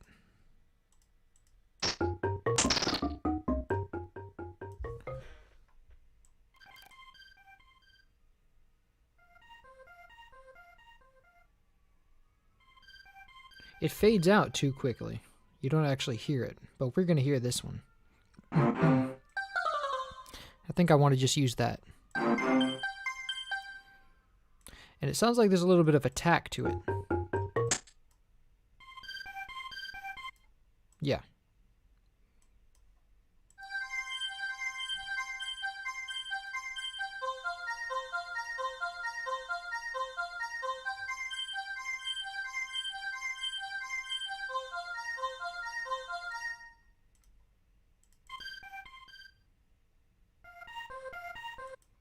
No, it doesn't sound like there's much attack, actually.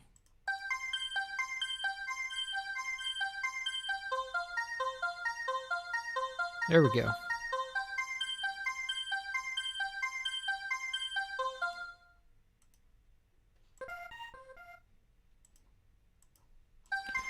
It doesn't sound like there's much decay either.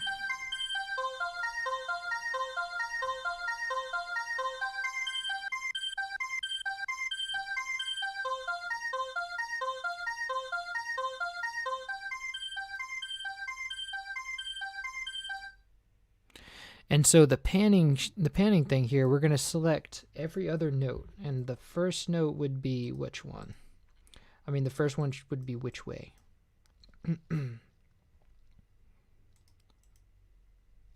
So we select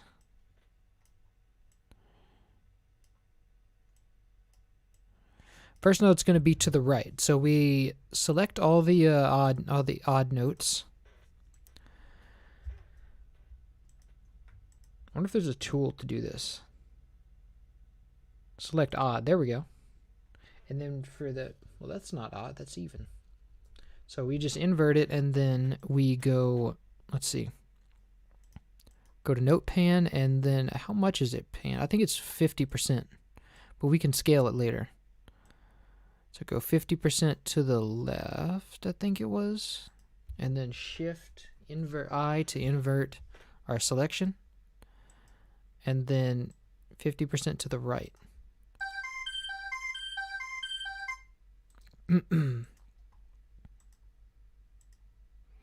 But let me check on that because I'm not sure.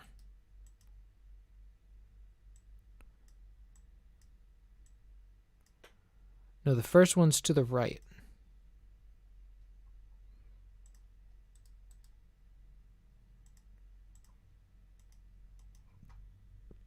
So we really need to just invert this, and we do that by going to multiply and go negative 50%. Well, wait. Yeah, there we go.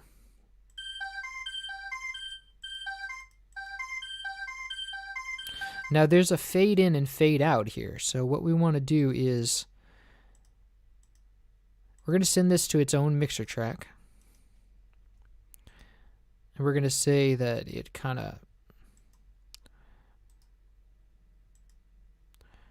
we're going to give it a fade in.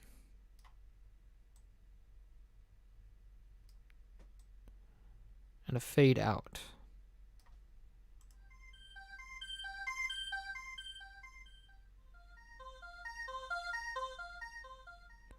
And that should sound just like the original.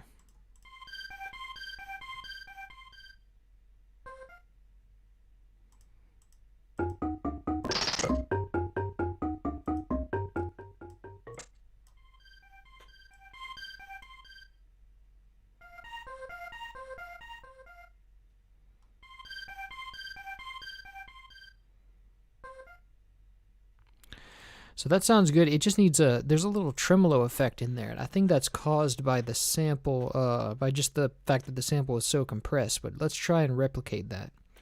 So let's get the Panomatic. And let's go volume and speed. It would be like this.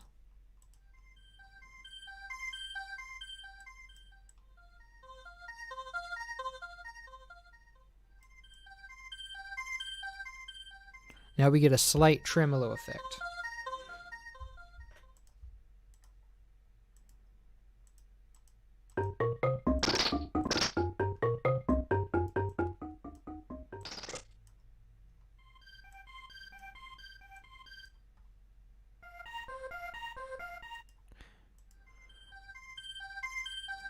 And I want there to be no release on this thing. Yeah, then we get that really like jittery effect. And maybe the tremolo doesn't have to be that pronounced.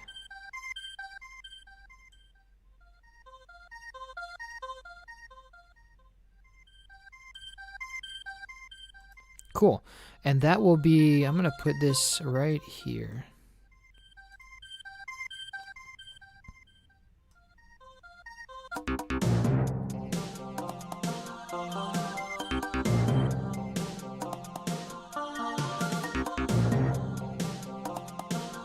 There we go. Yeah, that's an arpeggio. Anytime you have notes playing in succession like that are rising in pitch, that's an arpeggio. If it if it's rising, if it's kind of making a chord, see, like if these were all playing at the same time, they would be a chord. But because they're playing at different times, it's an arpeggio, and that's kind of DK3 used a lot of that.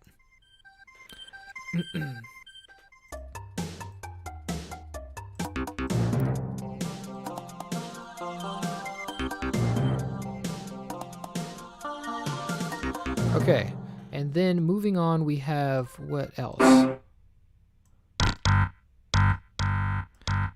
Okay, so we have that synth bass going at it, doing a pattern here. Well, I love that powerful bass here.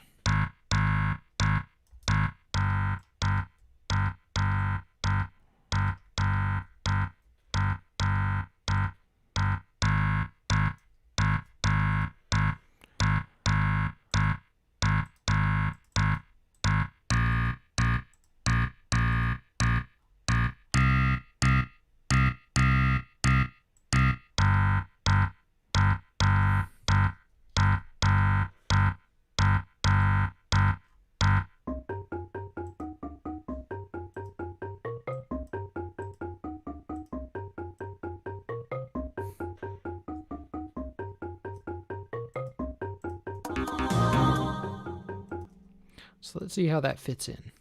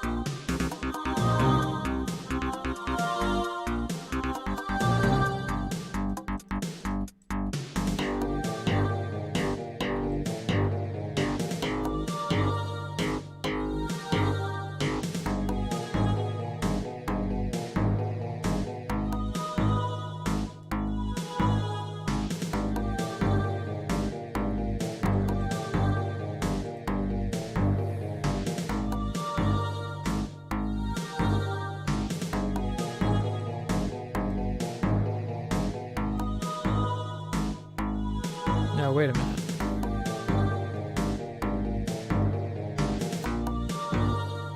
Oh, I see what happened here.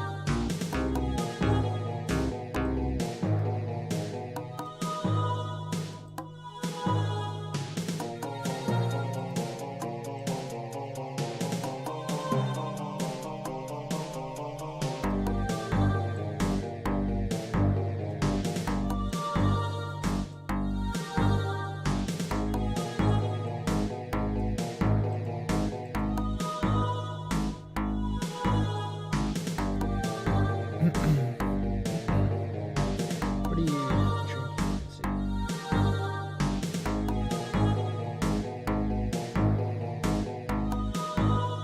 Thank you for doing this. Nice. What are you drinking? Well, I'm drinking Sazerac Rye. This is New Orleans brand, and yeah, very smooth. It's a whiskey. So anyway, that is that channel. Let's see. And then we've got, what else? We got snares. Snares and then something down here. No, wait, something else first and then the snares.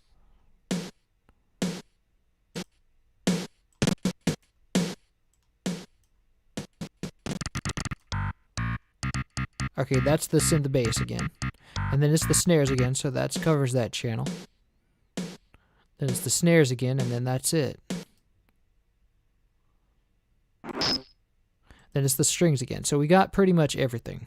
Yeah, we got everything.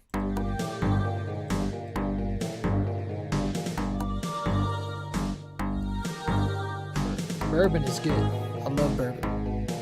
It's like whiskey, but with a little more flavor.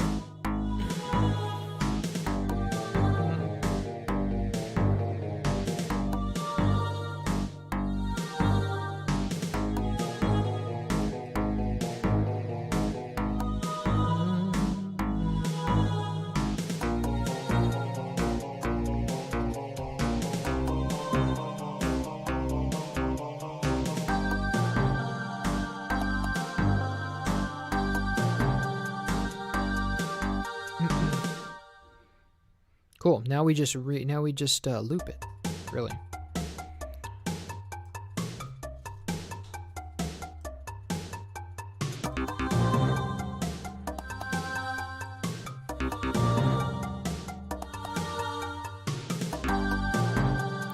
And let's see, for an ending, I'm gonna do a bit.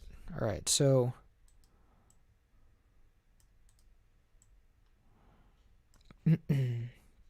Let's get rid of all this.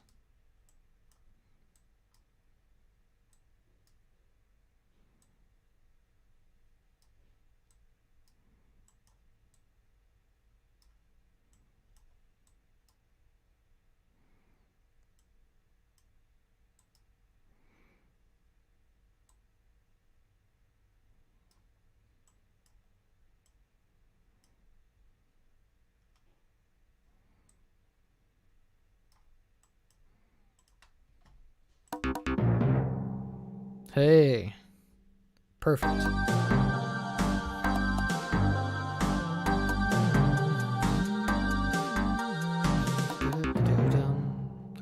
This is not a David Wise piece, by the way.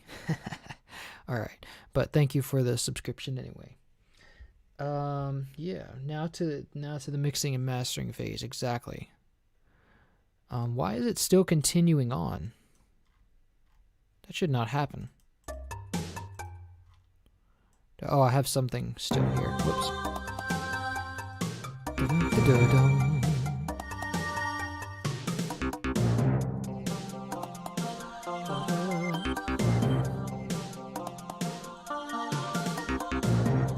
So now I'm just going to kind of go through it and listen to each channel and see what it needs.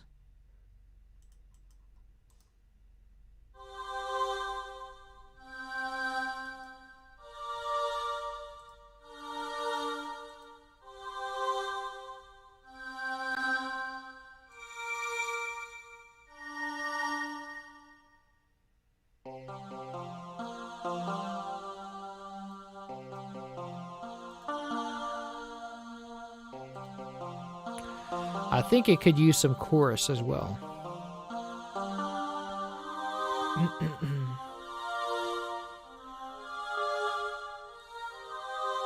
There we go. I think it really needs it on the short ones.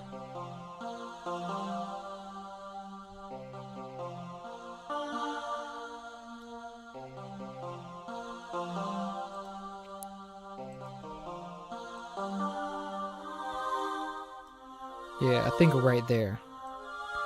Just need a dip in the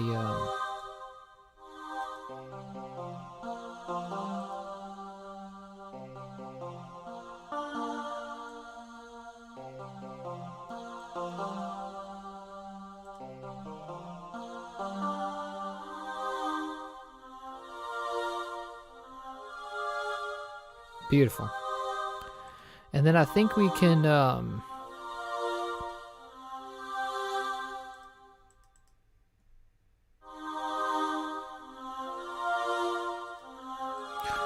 kind of modulate this. So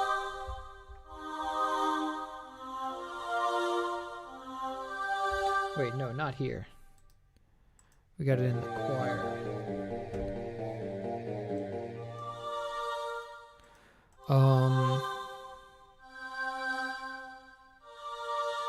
There we go. And then here it goes kind of down.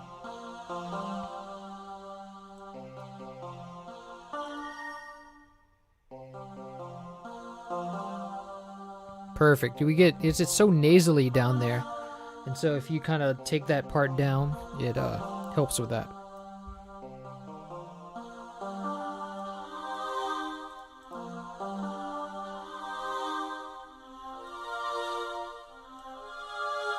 To kind of lead into it, so it's not a jolt.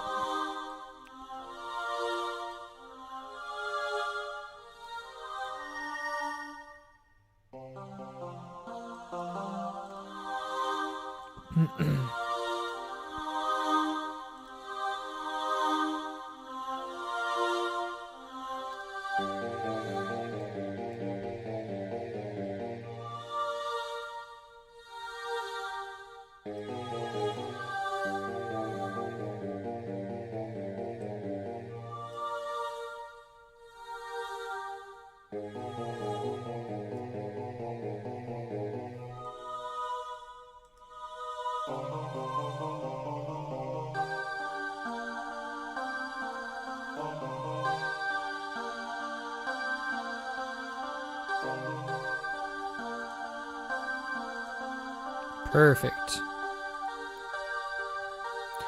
I think I want a little bit of an exciter on that to get the highs really crisp. Yeah.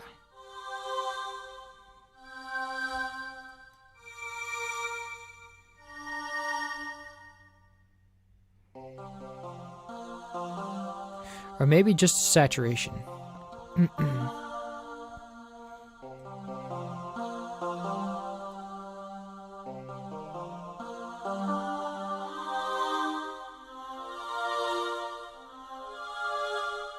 Maybe both.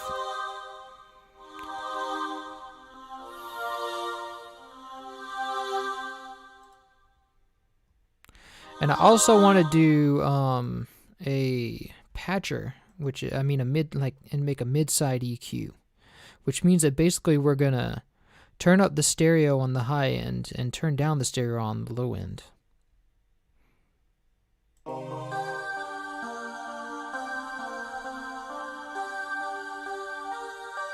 Beautiful. It widens it so much.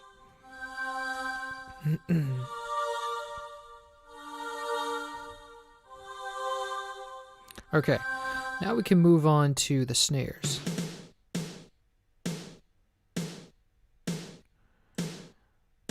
First of all, they're too panned. And so let's give them a track, and now we kind of need to saturate them, I think.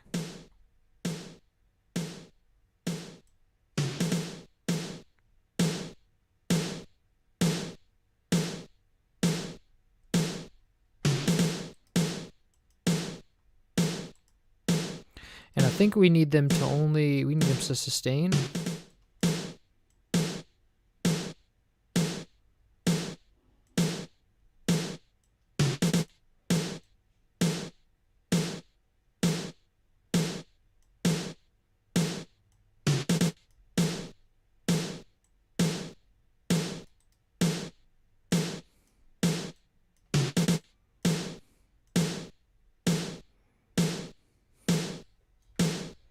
Legato that note.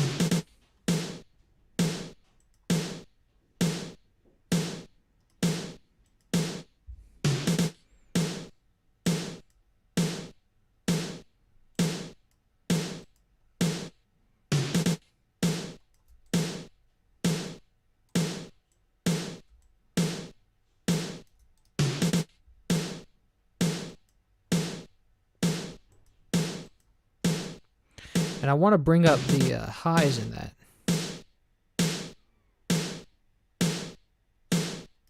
Just a little bit. It should be peaking at 6. There we go.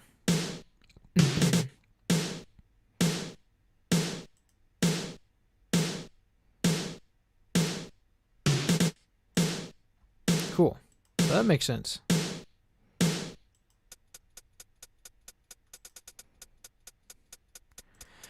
So let's give the hi-hats a space.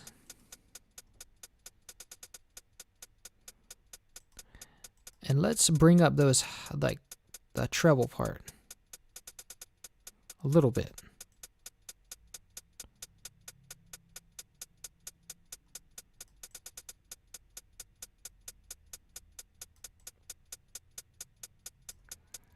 And let's give them a little bit of reverb. I know we don't want much reverb on the drums. Actually, maybe we were probably going to put reverb on the timpani, so.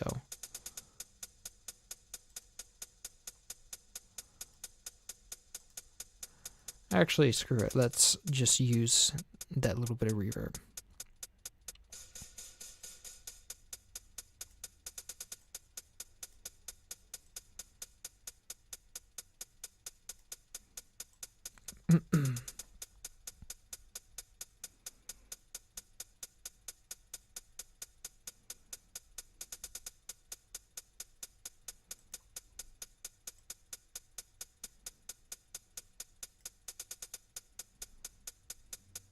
Let's get a little bit of chorus on that, how about? Because it sounds kind of flat. Perfect.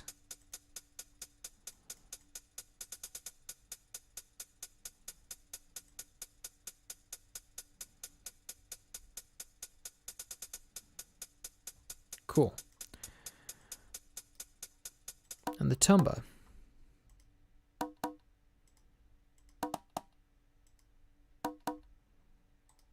Just call this tumba because we're going to put all the different articulations of the tumba in one thing. And that I like that. I like the sound of that reverb. Having reverb on the whole thing. So let's.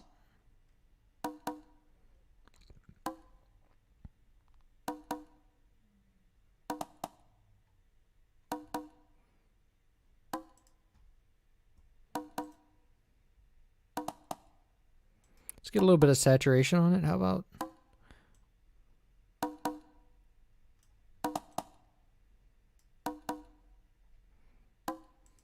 And I think that's all we need, really.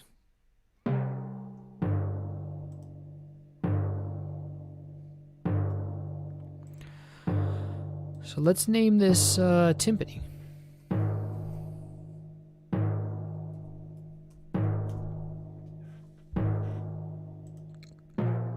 And let's give it a mixer track.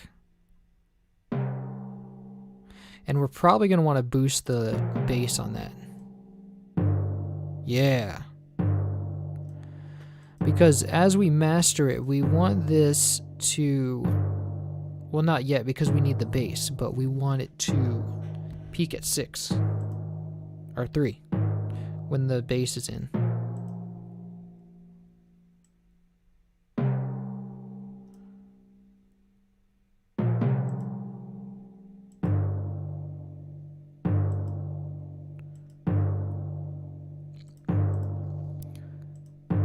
See, I want to take down the highs on that a bit because it's got some noise in the high end that I want to remove. There we go. And then let's see, I want to saturate it a bit.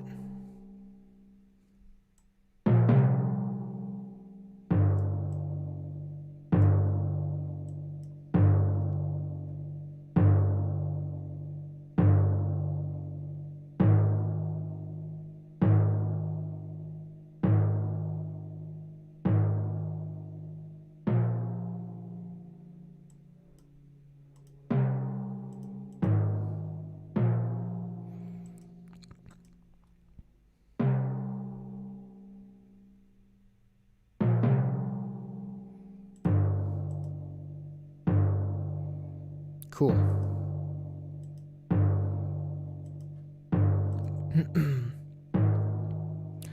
And then we send this, I think we need a little bit of reverb too.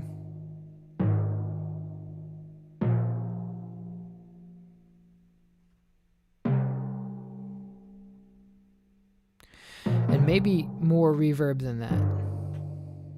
And I think we want to take down the release too.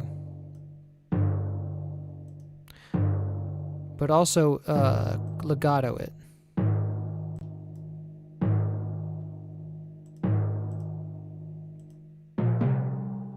There we go. So we don't hear the echo of that other note so much, overlapping the second note, and then we, you know.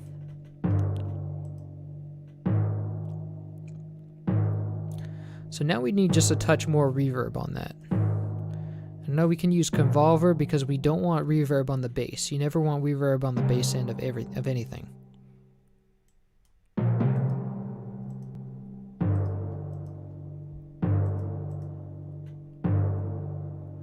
Maybe not that much reverb.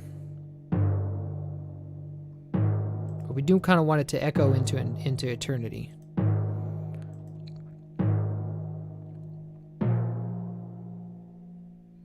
Cool.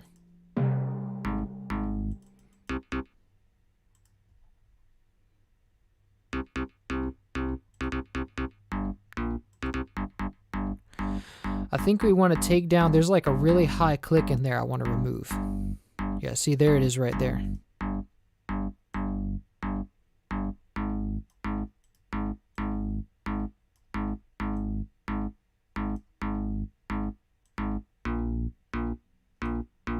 And I want to saturate this a bit.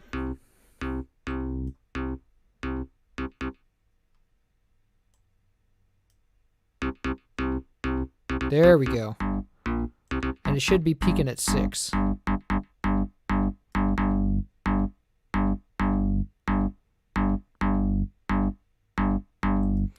And let's give it a little bit of chorus because it sounds kind of flat. Just a touch. Just to make it feel varied a bit. And we can turn that up over here.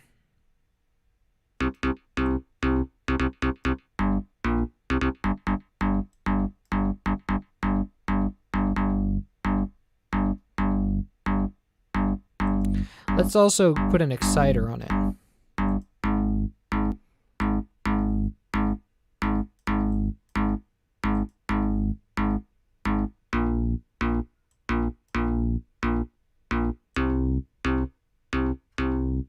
Take it back down to 6.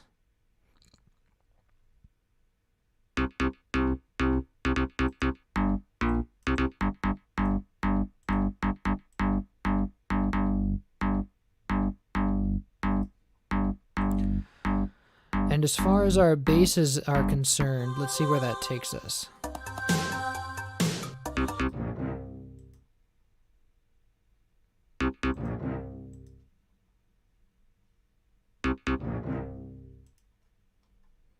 So let's call this, real quick, let's call this strings.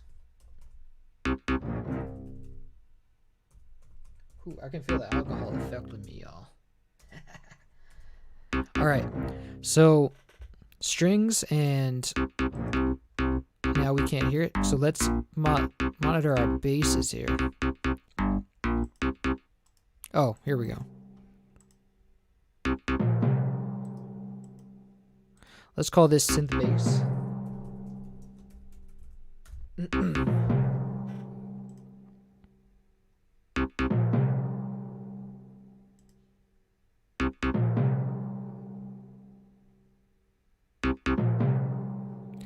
So now we need to make sure that our basses get up to 3 dB.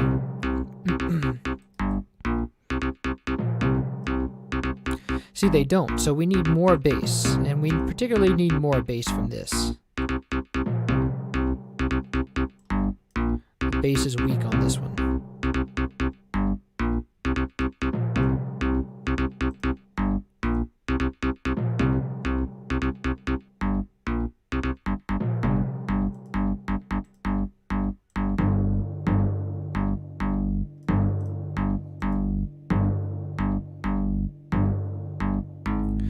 You still need to make sure that they only peak at 6 on the master. So see, here we got good healthy levels. When the timpani comes in, it pushes to 3.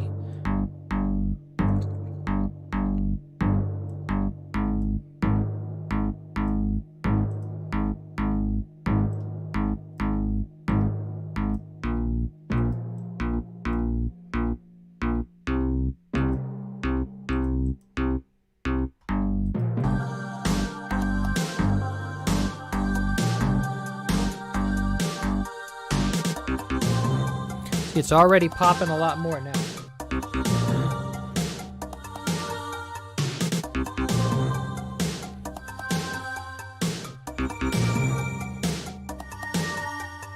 Someone says, is that choir sound the same sound used in Red Soil Zone? I don't know. I don't know this soundtrack, man. I have no. Let me is Red Soil Zone. Oh, yeah, the very next one. Whoa. Okay, that was a crash. Another shot. Okay. All right. Whoa, that's too much. Damn, it's already starting to affect me. Okay, well. Ooh.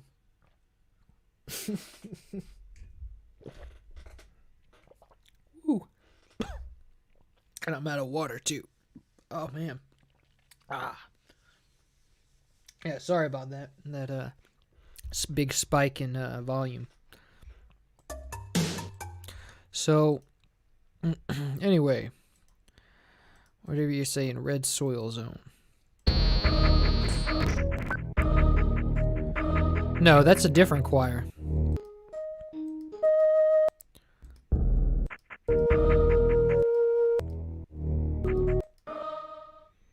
Yeah, that's a different choir. I can't find that one. That one's like a choir with a with a symphony behind it, with an orchestra behind it. There's like an orchestra hit at the beginning. I don't know where that comes from. Anyway. So this track is shaping up. And the snare, let's see. It's a symphony of choir chord sounds. Yes, it is. Mostly. Does the snare need a reverb? I don't think so. It doesn't sound like it has a reverb. It has a little bit.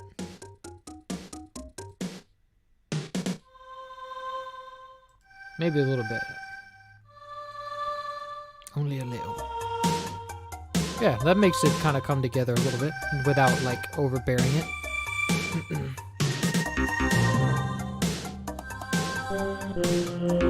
Whoop.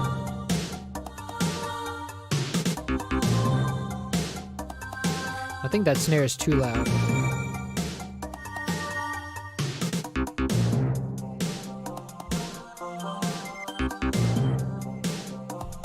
Oh, that slaps right there.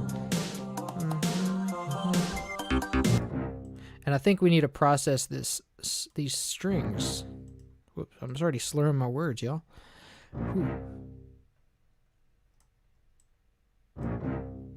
I think we really just need to boost the, we just need to saturate it, really.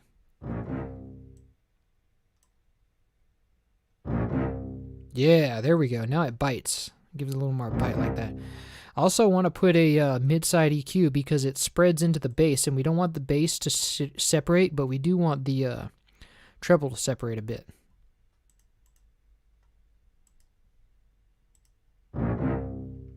Perfect.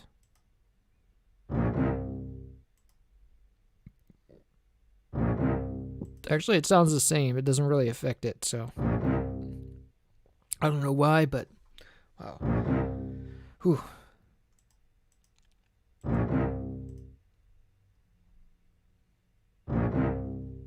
That'll do. That also could be a bass. Yeah, I think this doubles as a bass, kind of.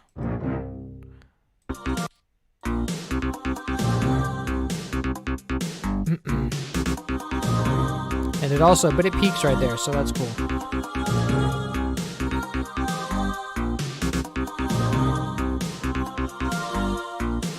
I think we want this, I think we want like this choir wider.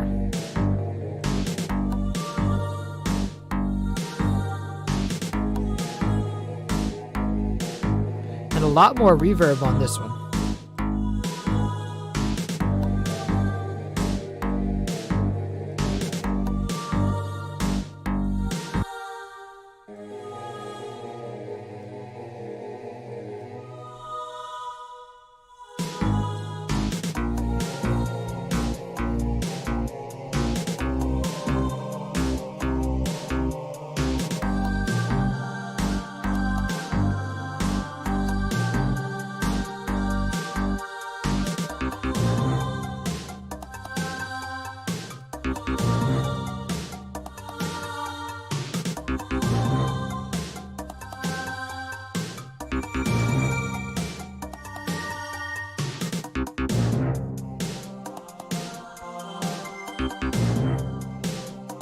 Perfect.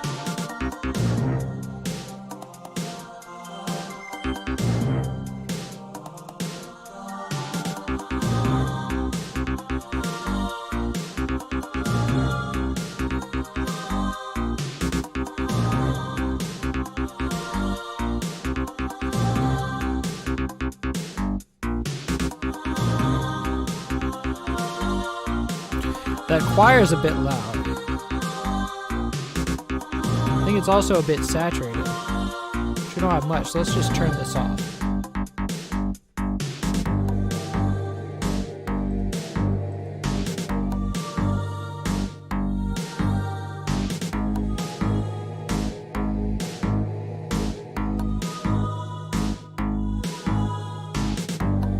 And I want to take down the reverb here.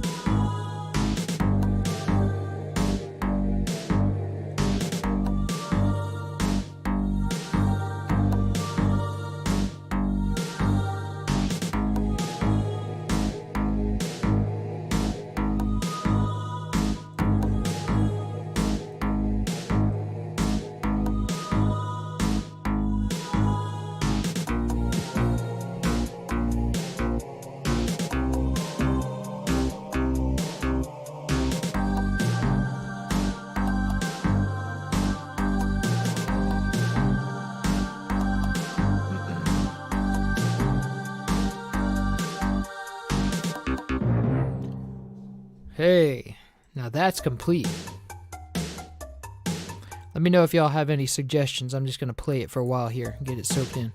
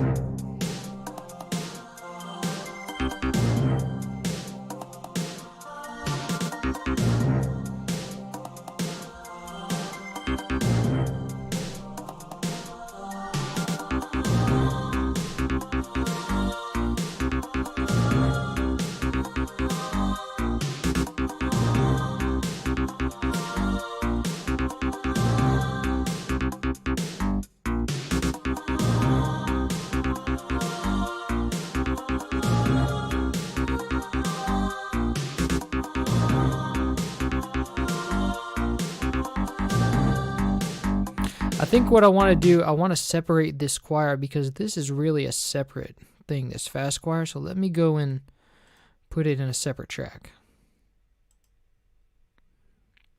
Now we can remove this because the treble choirs are having too much bass, I find. And we can remove this automation. Sorry, I'm slurring my words. Ooh.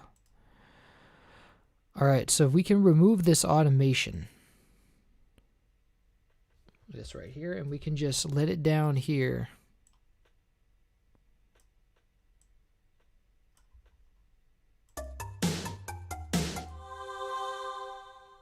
No, keep it up here, and then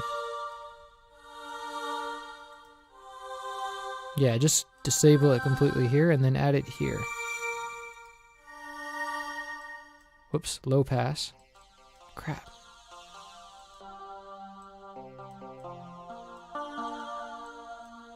Just remove the nasaliness here.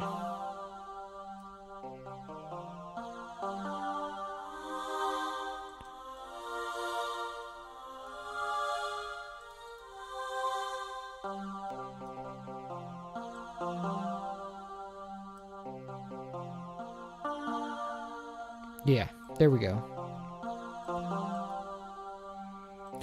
And because we have the patcher now, we don't really need that, because we're not using any bass notes, so we can just separate it. And it sounds pretty wide already. And we don't need to change the sound of this reverb. We can just replace it with a less powerful reverb. Actually, I can just use a regular one.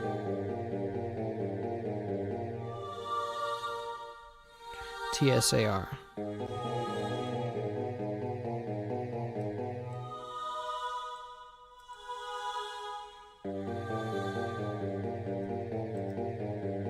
Whew.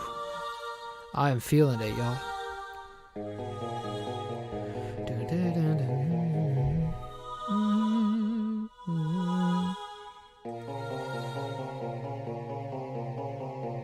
But it's too much high. There's like a...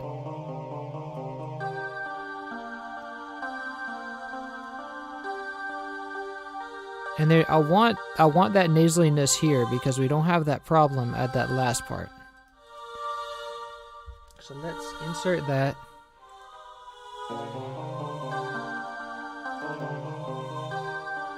And then when we switch to here, I want to have it come back.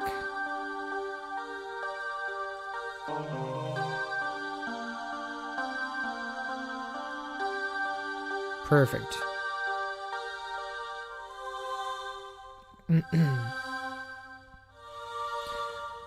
But I think I would rather have...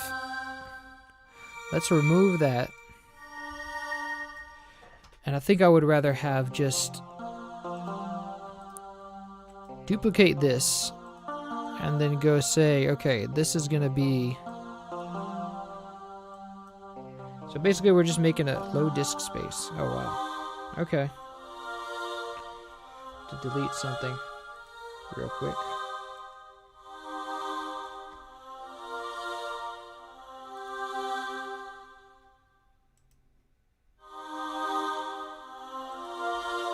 Okay, so...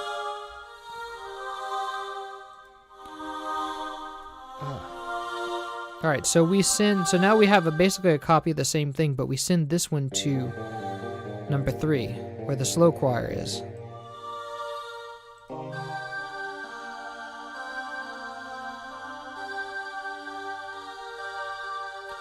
And we should also send this to the same place. No, wait, not this. I was thinking of our arpeggios. It's all good. I can handle myself.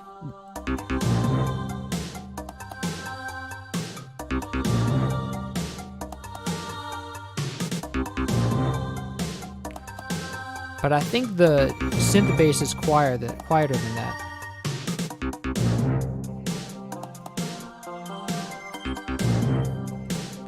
And I think we want to hear more of the highs on that string.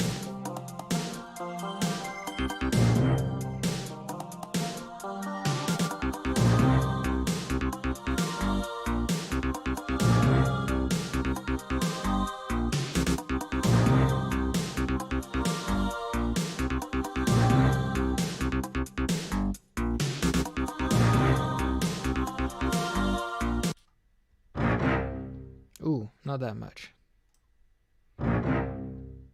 There we go. That sounds sinister enough.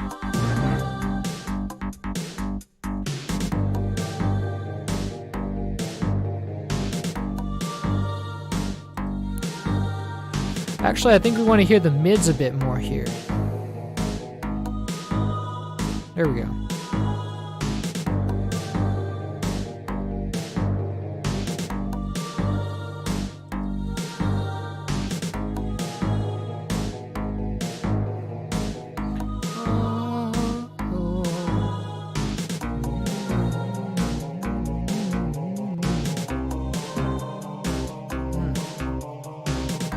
I think we're almost at the end because I can't really go on too much longer.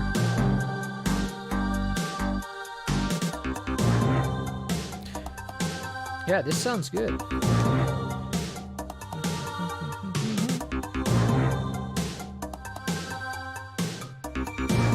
I think I want to hear that Tumba more.